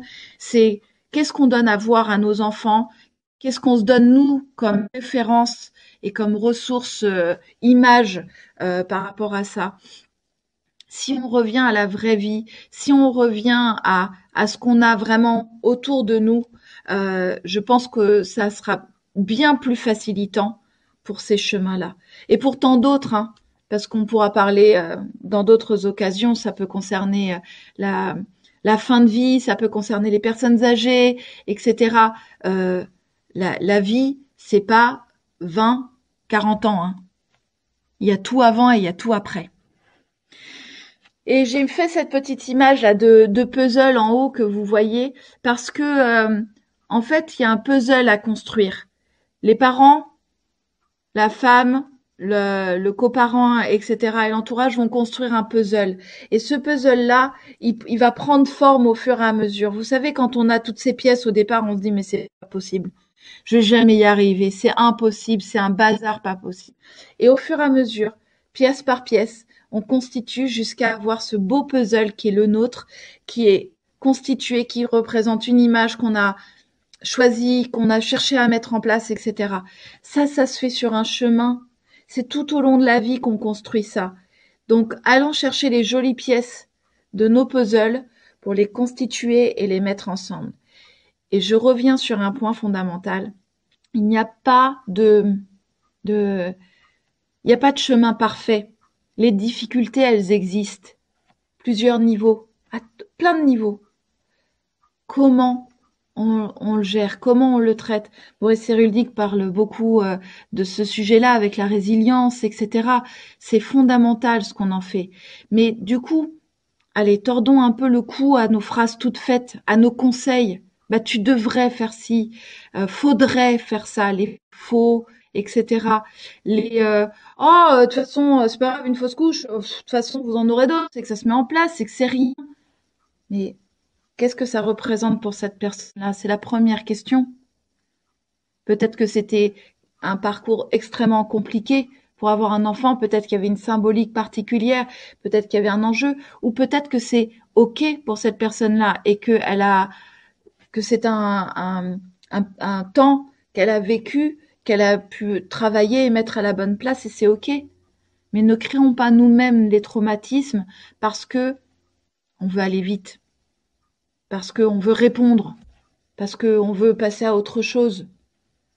Et ça, on a tous notre part là-dedans. On peut vraiment tous agir par rapport à ça. Et pour permettre à chacun de trouver ses propres ressources. Déjà, en tant que parent, je peux m'entourer, chercher, lire, aller prendre des informations.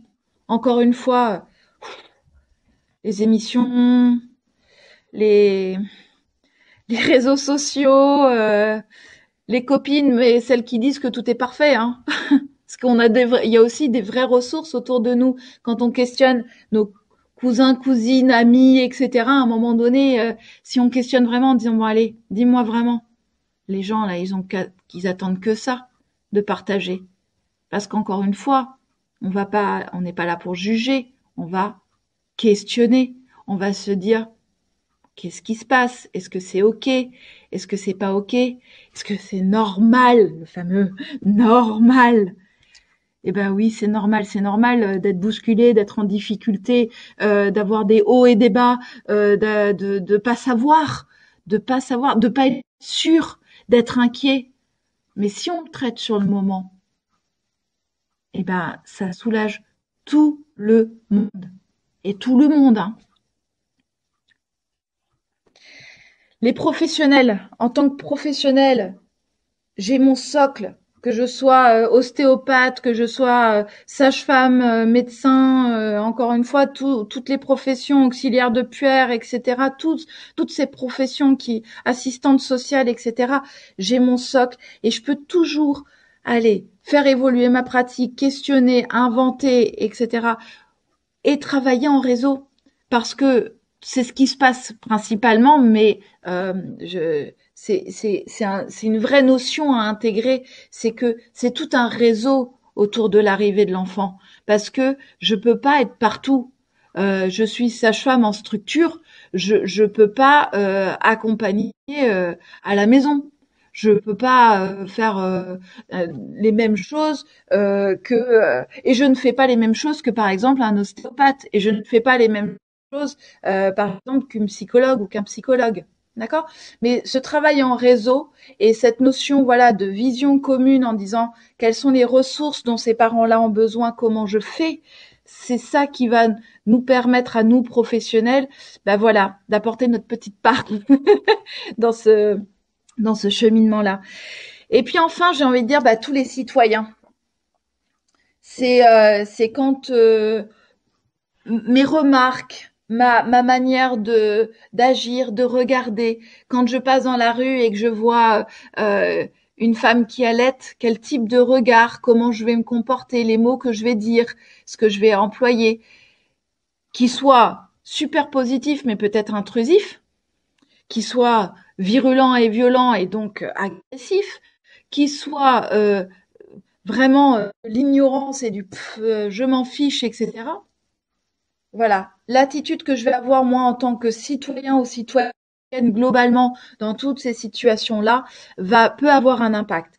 Et si je change un peu mon regard, mes lunettes, et que je sors de cette spirale de jugement et que je vais plutôt soutenir un petit coup d'œil, est-ce qu'il y a besoin de soutien, il n'y a pas besoin, il y a parfois pas besoin, je suis pas obligée d'intervenir, mais je me prive pas aussi d'être présent, mais d'être présent de manière qualitative, euh, à donner en fait un espace pour la personne. Encore une fois, les conseils. Il y a des moments où il faut être précis, où il faut des conseils, où il y a des choses à faire. Ça, sont des temps. D'accord? Il y a des éléments de technique. Il y a des éléments de technique, je reprends l'allaitement, il y a des éléments de technique de positionnement du bébé. Il faut avoir l'information. Là, c'est une information. Mais ce que je nous invite là aussi à réfléchir, c'est toute la partie réflexion pour ce couple-là. Euh, le portage, c'est OK, c'est pas OK. Il y a certaines personnes, ça va pas du tout leur parler, ne forçons pas les gens, mais trouvons du coup les alternatives. D'accord, bah pas porter, donc comment on peut faire? Qu'est-ce qu'on fait quand le bébé pleure? Et il n'y a pas encore une fois qu'une seule méthode ou qu'une seule manière de faire. Il y en a plein. Et donc quelque part, bah, un geste, un mot, un temps d'écoute peut changer beaucoup de choses. Et ça, c'est valable encore une fois dans le couloir de la maternité, comme à la station de métro ou de tram, comme dans l'entourage, dans la famille, à un mariage, je sais pas, à une fête quelconque, à tout moment, en fait. Pour ça que je dis finalement, bah, il y a les parents, il y a les professionnels et il y a les citoyens, parce qu'on est tous concernés par, euh, par ça. Et quand il y a des difficultés, prenons-en soin. On enlève ça, on peut pas agir dessus.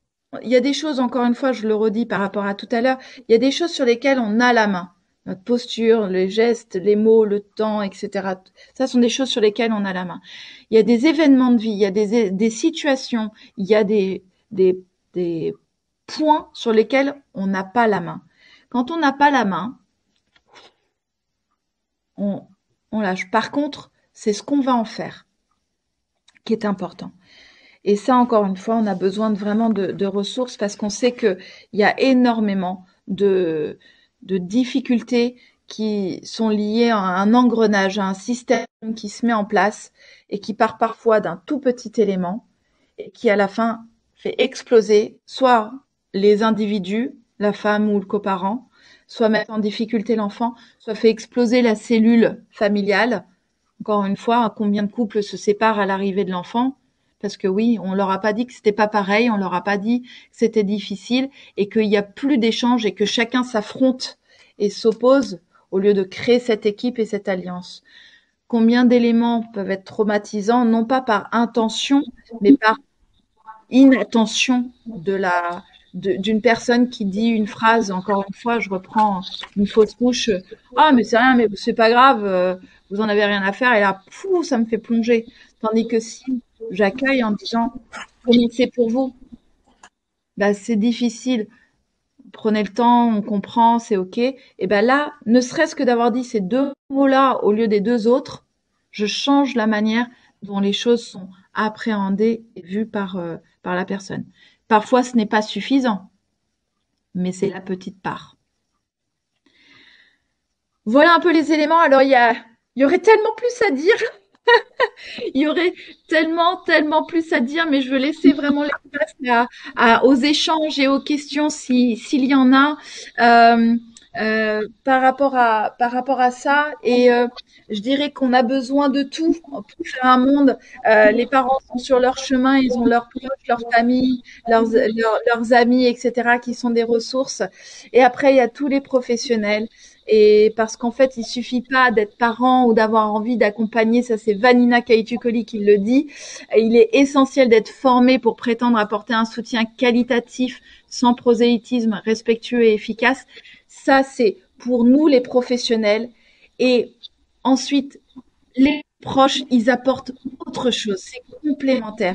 Mais si nous, en tant que professionnels de cette période-là, on a ce regard-là et encore une fois beaucoup long et je pense encore une fois à tous ces professionnels sur le terrain, ce réseau incroyable qu'il y a, mobilisons-nous, accueillons vraiment tout ce qui se passe pour ces parents-là sur leur chemin. Voilà. Merci Karine pour cette conférence riche et dense. C'est vrai que c'est un sujet extrêmement important et on pourrait en parler pendant des heures. Vous pourriez en parler pendant des heures. Vous êtes passionné par le sujet. Alors, je vais dans un premier temps reprendre un peu le cours de votre intervention pour vous relancer sur des points et ensuite on reprendra des questions qui sont dans le chat puisque certaines personnes qui vous ont écouté, eh bien, ont des retours à vous faire et des questions. Donc, je me ferai un plaisir de prendre la parole à leur place, de relayer ces questions. Alors, donc, si je reprends un peu l'ensemble de votre discours et de votre présentation, vous expliquez qu'en fait, l'environnement est extrêmement important dans le cadre de la grossesse, de l'arrivée d'un enfant. C'est un système complet, en fait, que vous nous présentez. En fait, c'est une analyse systémique. L'environnement est là. Et la grossesse, elle évolue aussi dans cet environnement avec la future mère et puis le coparent. Alors vous nous avez apporté différents éléments au fil de votre discours. Alors je vais en reprendre quelques-uns si vous le permettez. Oui. Je vais les questionner puis après vous répondrez aux questions qui vous intéressent les plus intéressantes pour vous. Notamment vous nous dites à un moment donné qu'il est important d'avoir des informations loyales, des informations complètes.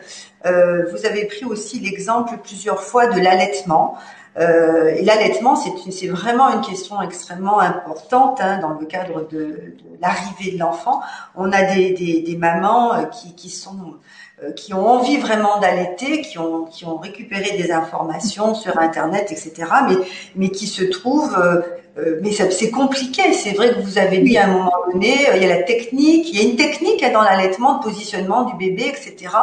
Et on peut avoir eu des informations importantes. On a compris tout l'intérêt de l'allaitement pour notre enfant, on en a envie, mais après on peut se trouver aussi dans l'incapacité en fait, parce qu'on n'a pas les gestes, etc. Voilà. Donc il y a cet élément-là qui était aussi intéressant, si vous voulez, c'est-à-dire le comment faire, parce qu'on peut avoir accès à l'information, mais ne pas vraiment savoir comment faire et comment la mettre en pratique en tant que parent.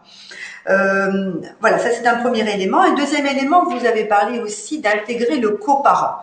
Alors, c'est extrêmement important pour mener en effet cette grossesse, pour mener l'arrivée de l'enfant et puis pour construire cette nouvelle étape de vie, en fait, hein, de construction à 3. On n'est plus à 2, du coup, on passe à 3, et donc on est vraiment dans un travail d'équipe, hein, comme vous l'avez très bien souligné.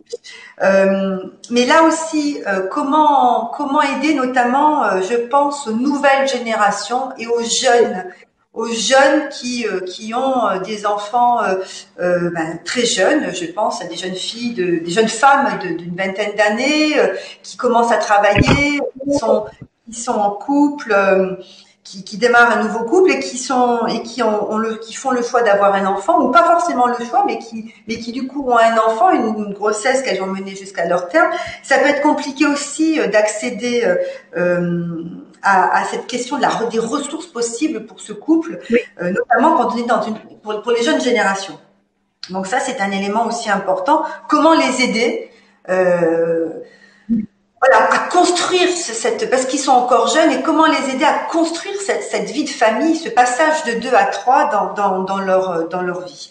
Un troisième point qui m'a semblé extrêmement intéressant, c'est quand vous avez parlé de ce à quoi on peut penser, et notamment quand on a des difficultés. Alors, vous disiez que le conseil, c'est d'agir rapidement et s'autoriser à dire que ça ne va pas. Ça ne va pas.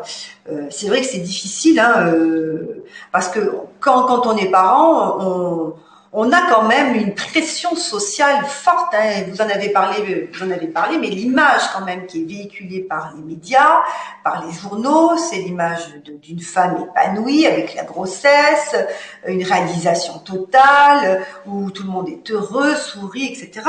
Mais bon, dans la réalité, c'est pas toujours le cas. On peut avoir des moments de flou, où on est fatigué, et souvent on n'ose pas le dire, hein.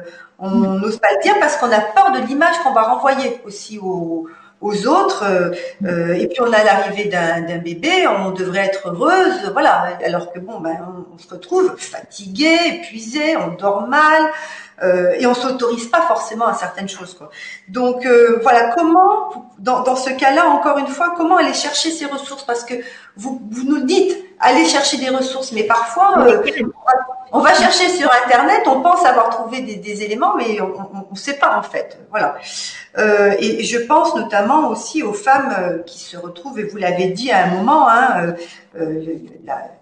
l'arrivée d'un enfant génère aussi quand même souvent des ruptures au bout de quelques mois, et de nombreuses femmes se retrouvent, parce que familles monoparentales, ce sont souvent, 9 fois sur 10, quand même des femmes qui élèvent seules leur enfant, et donc se retrouvent avec des jeunes femmes avec un bébé à s'occuper, enfin quelque chose qui est lourd. Donc comment avoir aussi l'énergie pour aller récupérer ces ressources dont vous nous avez parlé, alors que parfois on est simplement fatigué, épuisé. Donc ces éléments-là, pour moi, ça me semblait aussi important de revenir avec vous sur ça, et puis aussi sur la question du bébé idéal, et du deuil en fait de cette image que l'on peut avoir et que l'on attend. On a rêvé d'avoir un garçon, et puis on a une fille par exemple, ou on a notre sœur qui a un bébé et qui ne pleure jamais et qui est très tranquille, qui fait ses nuits, etc. Et nous on se retrouve avec un bébé agité, qui dort pas, et on dort pas avec. Enfin, vous voyez comment arriver aussi à faire le deuil de ce bébé idéal. Et puis la gestion du temps, vous nous en avez parlé à la fin aussi. Oui. Qu'est-ce que ça Qu'est-ce que ça signifie cette gestion du temps? Parce que souvent les parents et les mamans, les nouvelles mamans, bah, le bébé il fait la sieste, mais on a tellement de choses à faire à la maison qu'on va pas s'autoriser à le faire. En fait, Oui. et donc du coup on se sent coupable. Enfin, est-ce que on doit s'autoriser aussi à dormir avec bébé? Alors bébé dort, moi aussi je vais dormir, et donc du coup à changer notre rythme de vie et à le caler. Vous en parliez à un moment donné, hein, le changement du temps. Est-ce que c'est ça aussi? Est-ce qu'on doit se déculpabiliser en fait de ces rythmes qu'on se donne? Voilà. Voilà, ça, si vous voulez, c'est un ensemble d'éléments sur lesquels moi j'ai trouvé très intéressant votre intervention. Il serait intéressant de revenir sur certains points. Avec plaisir, avec plaisir. Euh, le, le point, d'ailleurs, c'est un lien avec tous ces sujets-là. Euh, c'est la différence entre ce que la nature proposerait simplement autour de ces temps-là et de ce que notre société a généré et engendré comme images, injonctions, comme on l'a dit, coiffure parfaite, la poussette nickel, etc. Alors que c'est peut-être pas le temps de ça. Et on a autre chose, c'est que quand il y a une difficulté, on la cache. Et quand il y a quelque chose qui est super, on le montre. Donc on a une distorsion complète de de la vision de ce qui se passe réellement, de cette notion d'exemple que j'ai évoqué tout à l'heure. Et du coup, on n'a pas d'exemple d'allaitement, on n'a pas d'exemple de difficulté, on n'a pas d'exemple de. Par contre, regardez comme on en parle aujourd'hui et que les exemples viennent tout de suite justement des difficultés qu'on a dans la vraie vie. Et ça, c'est tellement important. Il y a il y a même parfois aussi une dérive inverse, c'est que par contre, on va aussi parfois parler de tout ce qui est terrible, horrible, etc., mais sans apporter de solutions et de ressources. Donc moi, ce que je vais tenter de faire sur cet échange-là, c'est donner effectivement les ressources auxquelles on peut faire appel dans ces situations-là. Vous parliez de l'allaitement. On ne voit plus d'allaitement. On ne le voit pas. On ne voit pas dans son entourage, etc. Euh, donc là, on peut aller chercher, encore une fois, des ressources extérieures. Soit on les a dans des structures qui sont sensibilisées à l'allaitement ou qui ont des consultantes en lactation qui sont spécifiquement là pour ça, ou des professionnels formés. Encore une fois, différents niveaux de compétences et d'expertise. Hein. Je mets pas tout en ligne, je donne juste les différentes ressources.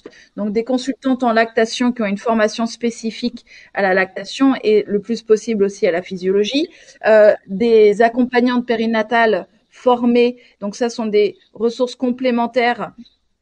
Un peu comme l'ostéopathe, j'ai envie de dire. Avant, on connaissait pas les ostéopathes. Aujourd'hui, ils sont recommandés et en première intention, parfois avant une prise en charge purement médicale, on va aller chercher le côté manipulation et approche tissulaire des ostéopathes. Et ben, les accompagnantes périnatales n'ont aucune compétence médicale, mais ont un champ de compétences sur justement l'accompagnement autour de l'arrivée de l'enfant. Et ce sont des professionnels, donc le CEFAP forme ces professionnels, par exemple, à différents éléments et c'est formé par les personnes clés. Donc, consultante en lactation pour l'allaitement, sage-femme ou personne ressource sur ces différents éléments-là.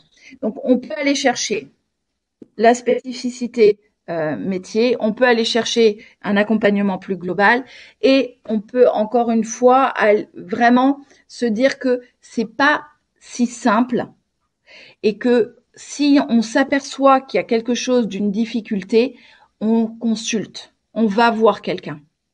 Comme je disais, comme quand on a des difficultés au dos aujourd'hui, on peut de plus en plus facilement aller voir l'ostéopathe. Parfois, il suffit de un rendez-vous pour permettre aux choses de se mettre en place parce qu'il y a des trucs et astuces. L'allaitement, il y a des techniques, mais il y a aussi, encore une fois, de la compréhension de la mécanique, de ce qui se passe pour l'allaitement, pour le favoriser. Il y a des choses qui vont défavoriser la lactation, il y a des choses qui vont le favoriser. Là, on rentre un peu dans le technique, donc je vais pas aller trop loin pour nous permettre juste de savoir quelles sont les ressources et répondre aux différents éléments. Euh, on a effectivement des images partout d'hommes parfaits, de femmes parfaites, de bébés parfaits, etc. La vraie vie, c'est pas ça. La vraie vie, on est fait encore une fois, de nos spécificités et de la vraie vie. Il y a des moments où ça va, il y a des moments où ça va pas. Euh, la rupture, elle vient du fait qu'on ne crée pas d'alliance. Ces conjoints qui partent en laissant du coup femmes et enfants, c'est parfois, c'est jamais, c'est rarement un choix. Je veux mettre vraiment encore une fois de côté des gens qui sont malveillants et dont c'est une habitude et puis c'est tout et puis comme ça. C'est juste qu'il y a une incompréhension, il n'y a pas de lien qui se fait. Le seul moyen de créer du lien, c'est d'être avec ces couples-là. Ce qui se passe sur Internet, je vais lire des histoires des autres, ce n'est pas mon histoire à moi. Donc, je vais investir moi sur mon histoire. Donc, moi, j'invite ces parents, jeunes, moins jeunes, premier enfant, troisième enfant, quatrième, peu importe, à s'offrir le plus beau des cadeaux. C'est des temps où ils vont parler de eux en tant que parents, ce qu'ils vivent, ce qu'ils ont, là où ils ont besoin de ressources, là où ils sont OK, là où ils ont de la force, là où ils ont de fragilité, pour pouvoir trouver leurs propres ressources. Et ça passe par des professionnels. Alors, je parlais effectivement des accompagnantes périnatales CFAP qui ont un vrai rôle, je pense, complémentaire au maillage existant. Après, si on passe sur des, des, des seuils beaucoup plus conséquents, moi-même en tant que psychologue, je vais bien dire que si on arrive sur des dépressions, sur des difficultés maternelles ou du coparent, là, il faut aller peut-être aller chercher plutôt le côté thérapie. Les jeunes couples, les jeunes couples, vous êtes dans un monde où vous avez accès à une manne incroyable d'informations, des éléments dans tous les sens. Mais comme c'est difficile de faire le tri et de l'adapter à soi. Et quand tout à l'heure je disais des informations complètes, loyales et utiles, utile, il est pas anodin ce mot. C'est de quoi moi j'ai besoin. De quoi moi j'ai besoin par rapport à ma situation à moi. Et ben c'est là où, encore une fois, moi j'invite tous ces parents et leur entourage à aller chercher ça. Là, allez arrêter d'acheter le millième doudou et faites une cagnotte pour les parents. Vous faites une boîte avec des petits billets, des chèques, etc. en disant prenez soin de vous, c'est votre chemin le plus important, c'est vous.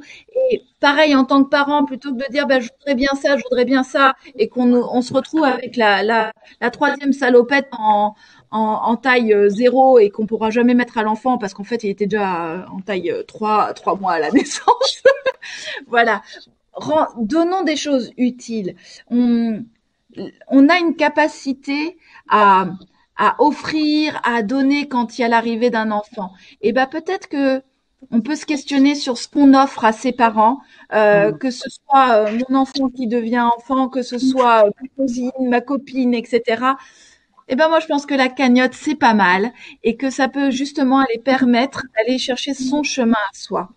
Et que je sois jeune, que je sois isolée, que je sois en couple, que j'ai un parcours de procréation médicalement assistée qui est lourd et impactant. Et ben tout ça, ça sont des vraies ressources. Alors dans la vraie vie, il y a effectivement besoin de temps et d'argent, mais tout se mesure. Il y a aussi, je connais voilà des accompagnantes périnatales qui font des interventions, des ateliers au niveau des PMI, au niveau du pôle enfance de la commune. Voilà, il y a beaucoup d'actions. Si on commence à s'intéresser à ce sujet-là, il y a beaucoup d'actions qui sont accessibles, payantes, gratuites, collectives, individuelles ou quoi. Le principal, c'est son chemin. Et ça, du coup, on va y revenir à chaque fois. Parce que c'est pareil. C'est quoi ces images de femmes ou d'hommes parfaits avec un bébé? Dans la vraie vie, on est ce qu'on est. Et on est le meilleur parent pour cet enfant qui arrive. Et je vais vous donner un scoop. Le bébé, il s'en fiche qu'on ait 4 kilos de trop ou 10 ou 50 ans. Là, il y a des questions de santé. Hein. 50, j'exagère. Là, il y a des questions de santé. Mais vous voyez ce que je veux dire? Le bébé, les parents, si on est dans ce cocon-là et qu'on se remet en place, attention, qu'est-ce qui se joue là? On accueille un enfant. L'enfant, il a été conçu, il a été porté, d'accord? Il a été mis au monde. Comment s'est passée cette mise au monde? Elle est spécifique à chacun. Qu'est-ce qui se passe au moment de l'arrivée de cet enfant? Mais si on n'a pas d'espace pour ce couple-là, et encore une fois, les deux, et l'ensemble, et même les grands-parents, parce que fait l'arrivée d'un enfant, on disait systémie tout à l'heure, ça fait que des parents deviennent grands-parents, ça fait que des grands-parents deviennent arrière-grands-parents, etc., etc. Alors souvent, arrière-grands-parents, c'est tranquille. Mais le passage à grands-parents dans notre monde de jeunisme, ben, c'est pas toujours très très bien vécu, hein. Donc voilà, et ben ça mérite des espaces, ça mérite de parler. Et encore une fois, prenons soin de ce couple qui accueille un enfant, qui le fait aujourd'hui d'une manière très différente qu'avant. J'ai aucune nostalgie par rapport à avant, mais entre une tribu qui accueille, je vais aller très loin, ou dans des pays où ça se passe encore comme ça, où on voit la qualité justement et l'efficacité de l'accueil de l'enfant. Quand une femme vient d'accoucher, elle a besoin de repos et de se réparer. Elle a aussi besoin d'être présente à son enfant. Le bébé à ce moment-là, nous, on accouche de bébés qui ne sont pas autonomes. D'accord? Il y en a des animaux, ils accouchent et puis après, pop, pop, pop, ils partent et puis il y en a, ils s'occupent même pas des bébés. Nous, c'est pas ça. Donc on en revient. Nous, on doit les porter, on doit les tenir. C'est ce qui leur permet le bon. Là, on va partir sur des neurosciences maintenant, mais tout ce qui est le bon développement du cognitif, du cerveau, tout ce qui est le bon développement physique, moteur, tout ce qui va être le bon développement de l'attachement et de l'attachement qui sécurise, qui permet la sociabilisation derrière. C'est fondateur en fait ces temps-là. Mais notre société dit, caricature un peu, bah, tu accouches, paf, tu retournes au boulot, paf, tu mets le bébé dans la chambre et tout va bien. Est-ce que c'est vraiment ça? Et puis quand le bébé arrive, est-ce que c'est vraiment ça dont on a envie en tant que parent? Est-ce que c'est vraiment ça dont on a besoin? Pas sûr. Karine, en tout cas, on va retenir l'idée on va retenir l'idée de fêter quand l'arrivée d'un enfant est fêtée. On va fêter aussi ses nouveaux parents, et donc on va organiser cette fameuse cagnotte dont vous parliez pour que les parents prennent soin d'eux aussi et puissent accompagner leur enfant dans les meilleures conditions. À tester vraiment parce que vous allez voir que non seulement ils en font un excellent usage, ils en font un excellent usage, ils s'autorisent des choses et vous leur donnez un cadeau pour tout le restant de la vie. Parce que comme je vous ai dit, la grossesse et l'accouchement, c'est un temps, mais après, il y a tout le reste, hein. C'est hyper important. Et la gestion du temps, encore une fois, relativisons le temps qu'on prend avec nos bébés, le temps de ce cocooning et de ce temps nécessaire pour la construction. Ça construit aussi les parents et ça construit cet enfant en devenir qui est un futur citoyen dans notre monde, et ça permet encore une fois un socle et des fondamentaux qui sont nécessaires pour tout le reste de son chemin. Et en plus, c'est hyper agréable si on se l'autorise. Alors, Karine, on a des questions dans le chat, oui. Et puis des remarques, en fait. Donc, je vais faire un petit résumé de ces questions et de ces remarques. Est-ce que vous-même, vous y avez accès ou pas, Karine? J'étais en train d'essayer de l'activer, oui. Alors, on a Fabienne Lacoude qui fait d'abord un retour sur la question des réseaux sociaux en disant que c'est pas toujours aussi négatif que ça, les réseaux sociaux, et notamment elle parle de l'entraide entre pairs qui est indispensable pour elle. Enfin, c'est sûr que c'est indispensable. Et c'est vrai qu'on voit aujourd'hui sur Facebook, par exemple, des réseaux d'entraide comme ça qui se mettent en place. Notamment, il y en a beaucoup qui sont mis en place pendant le confinement.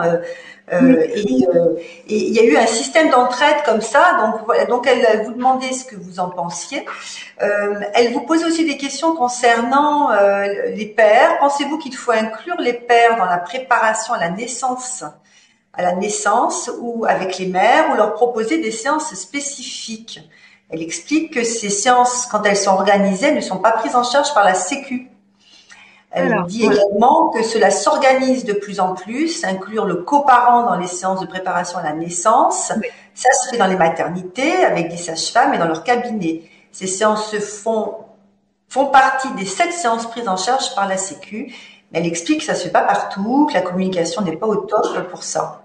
Donc, est-ce que d'après vous, il faut inclure ces coparents, enfin, donc, notamment les pères, dans ces séances avec les mères ou pas? Oui. Alors, je vais répondre aux 2 questions. Premier point sur les réseaux sociaux. Il y a évidemment pas que du négatif sur les réseaux sociaux. Ce que je voulais dire, c'est que c'est pas une source unique. Il faut aller chercher autre chose parce que les réseaux sociaux apportent beaucoup d'éléments. Mais ce que nous, on est capable ensuite d'en faire par rapport à nous, notre chemin, c'est vrai que c'est important de le questionner et ça fonctionne euh, de manière beaucoup plus directe si on s'intéresse à notre chemin. Par contre, ce sont des sources d'informations très intéressantes et qui peuvent positives.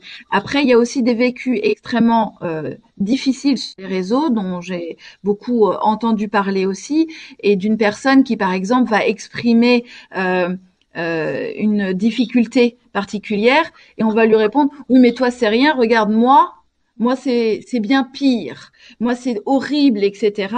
Et du coup, il n'y a pas toujours, il y en a, et heureusement, il y a des très belles communautés, il y a des très bons groupes, etc.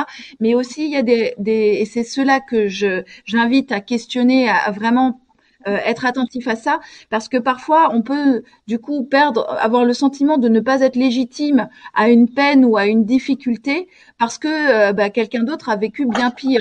Mais encore une fois, on a chacun notre chemin et c'est pas parce que il y a pire, différent ou autre ailleurs que ce que je vis n'existe pas et ne doit pas être pris en considération. Mais là où je vous rejoins, c'est qu'encore une fois, il y a de tout. C'est le principe des réseaux. Je ne me ferai jamais de généralité. J'attire juste l'attention sur le fait que, à mon sens, c'est pas une source unique et que si on arrive, au travers de la cagnotte, à avoir des professionnels formés qui vont être capables de nous accompagner, nous, sur notre chemin, ça peut être vraiment quelque chose de positif. L'autre point sur les coparents, moi j'ai envie de dire oui, s'ils ont envie. Mais pour leur donner envie, il faut qu'ils sachent et il faut qu'ils soient pris en considération. Et il faut pas qu'ils soient là juste pour écouter ou observer. Il faut qu'il y ait un réel, une prise en compte de leur place en tant que telle, en tant que coparents. Mais comment on peut faire une équipe si on les inclut pas?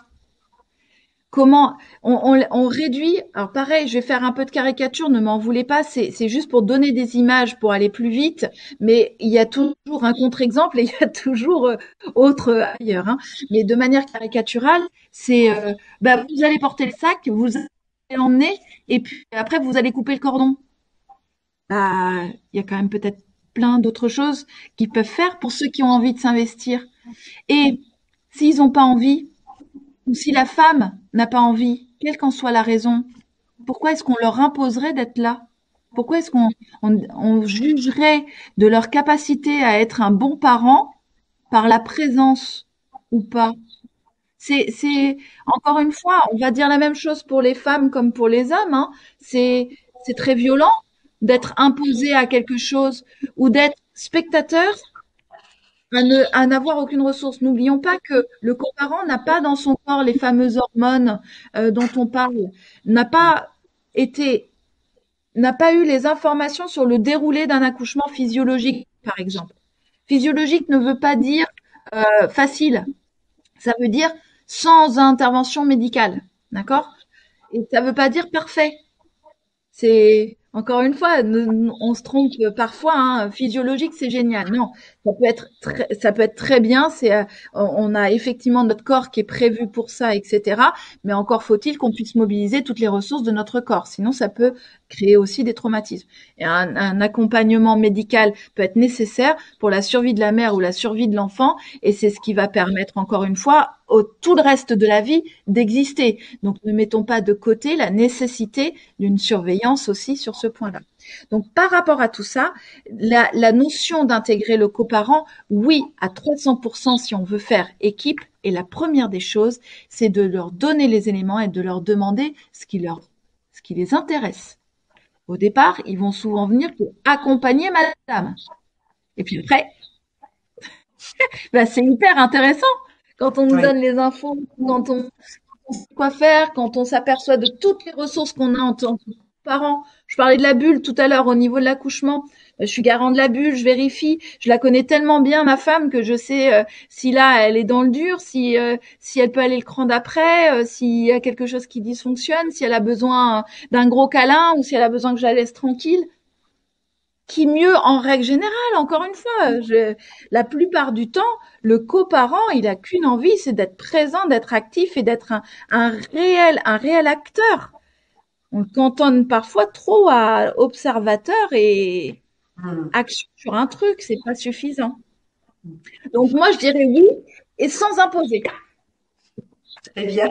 Alors, on a d'autres questions et d'autres remarques dans le chat très intéressantes. On a notamment Cécile qui nous dit comment et où peut-on trouver les accompagnants périnatales.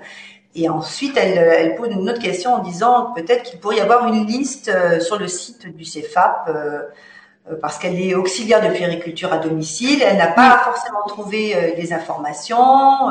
Chacun a son réseau, a son site. Et donc, bon, on a une information, mais elle est très disparate, quoi. oui. Alors Cécile, merci beaucoup pour cette question. Et moi, je vais vous inviter à contacter l'AFAP, qui est l'association des professionnels formés, parce que vous allez trouver en fait toutes les ressources. Il y a à la fois des accompagnantes périnatales, mais aussi d'autres professionnels qui se sont spécialisés en périnatalité. Et chaque membre a son réseau. Il y a par exemple un psychologue qui est à Poitiers, qui a du coup son réseau autour de Poitiers dans la périnatalité, en même temps qu'il peut y avoir du coup une accompagnante périnatale à Marseille qui peut avoir son réseau, etc. Et donc vous pouvez contacter cette association. Je l'avais mis sur la fin du document. On pourra peut-être le remettre à l'occasion. Et c'est la périnatalité. Donc la FAP, AFAP périnatalité. Et vous retrouvez du coup les accompagnantes périnatales, mais aussi les spécialistes. Je pense à, comme je disais, ostéopathes, psychologues, etc., qui sont formés là-dedans et qui peuvent être aussi importants dans son réseau. Alors, on nous dit aussi, Des auxiliaires de pierre, etc. Il y en a beaucoup. alors il y a une remarque aussi d'une autre personne qui nous dit que la sage-femme, en fait, c'est la professionnelle de santé la mieux à même d'accompagner tout au long de la grossesse, de préparer l'arrivée de l'enfant au sein de la famille, d'orienter vers des personnes ressources, etc. Préparer l'entretien prénatal précoce, qui est Oui, un moment clé. Et elle nous dit également que ces professionnels, on les retrouve dans les maternités publiques, privées, libérales, également la PMI, etc. Voilà. exactement. Et complètement raison.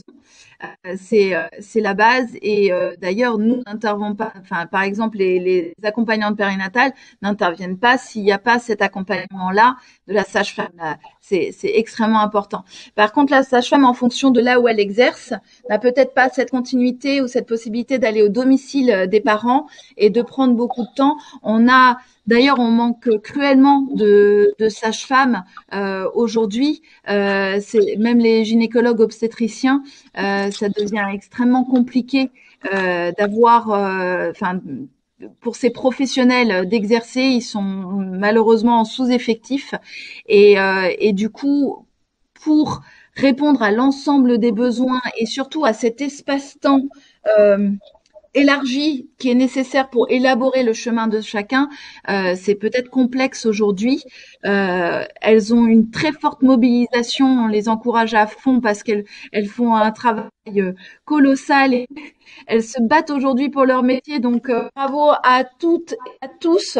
Nous, on a au sein des intervenants, on a sage-femme homme, on a sage-femme femme, etc. On connaît vos mobilisations et vos préoccupations. Et l'idée, c'est bien un point complémentaire et qui n'est pas à la place d'eux, mais avec. C'est Et ça. ça, On c'est est en complément, en fait. L'accompagnant périnatal, il travaille avec la sage-femme. exactement, exactement. Et justement, on a vraiment besoin de leurs compétences spécifiques. Et en revanche, pour revenir sur les accompagnants périnatales, ils n'ont pas de compétences médicales, alors que la sage-femme a, elle, vraiment des prérogatives très particulières, une connaissance. Et j'ajoute même que, petit clin d'œil, mais on le sait peut-être pas assez, mais les sages-femmes peuvent faire le suivi aussi gynécologique, non pathologique, mais le suivi gynécologique des femmes tout au long de leur vie. Et je pense beaucoup aux jeunes filles qui pourraient bénéficier vraiment on parlait des jeunes couples, mais aussi les jeunes filles, même avant la notion de procréation, si elles peuvent être accompagnées par des sages-femmes, c'est vraiment un plus et c'est peut-être pas assez dit aujourd'hui. Donc ça fait partie des messages qui me semblent importants à passer pour la sexualité de cette femme et finalement aussi pour son compagnon, pour la connaissance de son corps, le temps pris par les sages-femmes pour bien expliquer à la jeune femme et à la jeune fille voilà tout ce qui se passe. Et c'est gage aussi de tout ce dont on parle aujourd'hui, de la sécurisation par la suite, du questionnement et des ressources. Parce que c'est vrai que c'est une mission de la sage-femme qu'on ne connaît pas, hein, et que malgré toute l'information qu'on a sur les réseaux sociaux aujourd'hui, on se rend compte que des jeunes femmes et des jeunes filles, eh bien, ont parfois une réelle méconnaissance de leur corps de l'évolution de leur corps, de l'évolution de la grossesse, par exemple, et puis des différentes possibilités aussi de se protéger. Voilà, il peut y avoir encore des méconnaissances aujourd'hui, et c'est vrai que la sage-femme a un rôle clé. Là, elle pourrait jouer un rôle clé dans l'accompagnement de ces jeunes femmes. Ouais, exactement. Et vous dites ça pour les jeunes filles, mais on a aussi ça pour les jeunes hommes, les jeunes hommes. Et c'est vrai qu'on aurait, enfin moi je pense qu'on aurait, mais ça c'est voilà. C'est des utopies, comme je dis, chaque chose en son temps et puis petit pas par petit pas. Mais on aurait vraiment tout intérêt aussi à passer ce message-là auprès des jeunes, globalement, même au niveau scolaire, pour aller chercher ces éléments-là de compréhension, de connaissance du corps, des conséquences. Et puis il y a la grossesse, mais il y a aussi les maladies sexuellement transmissibles et il y a tout ça, mais il y a une vraie méconnaissance en fait de toute cette mécanique-là.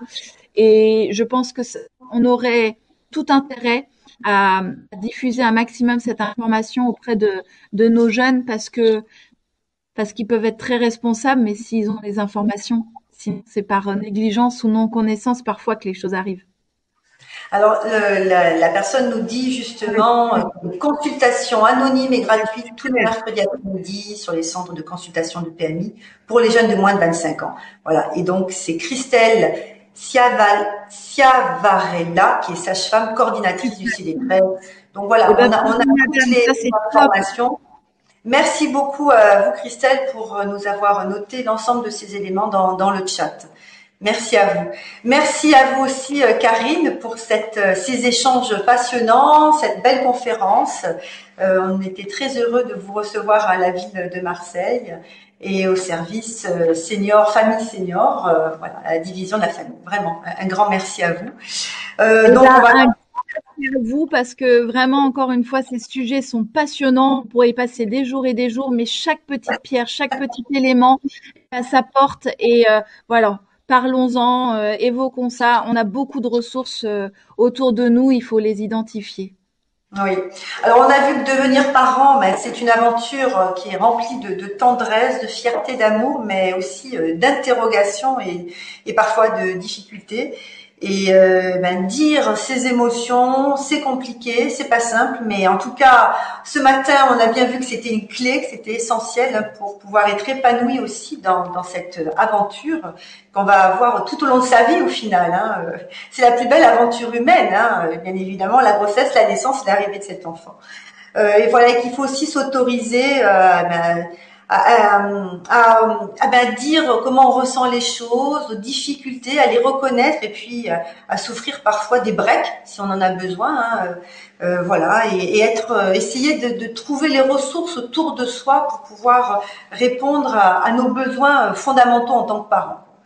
Merci à vous tous, merci au public qui nous a encore écoutés ce matin, chaleureux et qui nous suit. Je vous rappelle que cette conférence est enregistrée, elle sera sur le site de la ville de Marseille, site YouTube. Voilà, la chaîne YouTube de la ville. Donc, vous allez retrouver cette conférence très rapidement. Je vais vous rappeler les prochains événements à venir pour la ville de Marseille et notamment le cycle de conférences La famille, parlons-en. Donc, la prochaine conférence, c'est le 28 juin à 9 heures sur la thématique neurosciences et apprentissage. Un questionnaire de satisfaction donc va vous être envoyé par mail par le service famille senior. Et donc, je vous invite vraiment à le compléter parce que c'est important. Ça prend que quelques minutes, mais c'est vraiment important pour le service organisateur pour pouvoir organiser ces prochaines conférences. Il faut le renvoyer simplement à à l'adresse mail qui est indiquée dans le mail envoyé. Je vous remercie vraiment pour votre collaboration. Alors, juste avant de nous quitter, les derniers événements quand même à prendre en note pour le service famille senior, extrêmement important. On a une programmation donc 2022 qui est très riche. À partir du 29 avril, on reprend l'ensemble des événements en présentiel. Donc ça, c'est une grande joie de retrouver le public marseillais et l'ensemble de nos conférenciers en face à face, en présence. Voilà, donc je vous le disais, la matinée du 28 juin avec une conférence neurosciences et apprentissage. On a également une nouveauté avec des petits déjeuners famille et bien-être au quotidien qui sont organisés. Il y a 4 éditions cette année. La prochaine, c'est le 29 avril, qui est organisée au Centre Animation et de Loisirs des Martégal, dans le 2e arrondissement, avec la Ligue de triathlon. Donc, c'est sur la santé. Il y aura un mini-parcours qui va permettre d'évaluer l'endurance des familles, des parents, des enfants. Il y aura également une date en juin qui sera programmée en septembre et en novembre. Et puis, un colloque sera également organisé en novembre, le 22 novembre 2022, la famille 2.0. Voilà. Donc, des événements riches à venir. Nous en reparlerons. En tout cas, on se retrouve tous, si vous le souhaitez, avec grand plaisir, mardi 28 juin pour une conférence neurosciences et apprentissage. Merci à vous et au plaisir.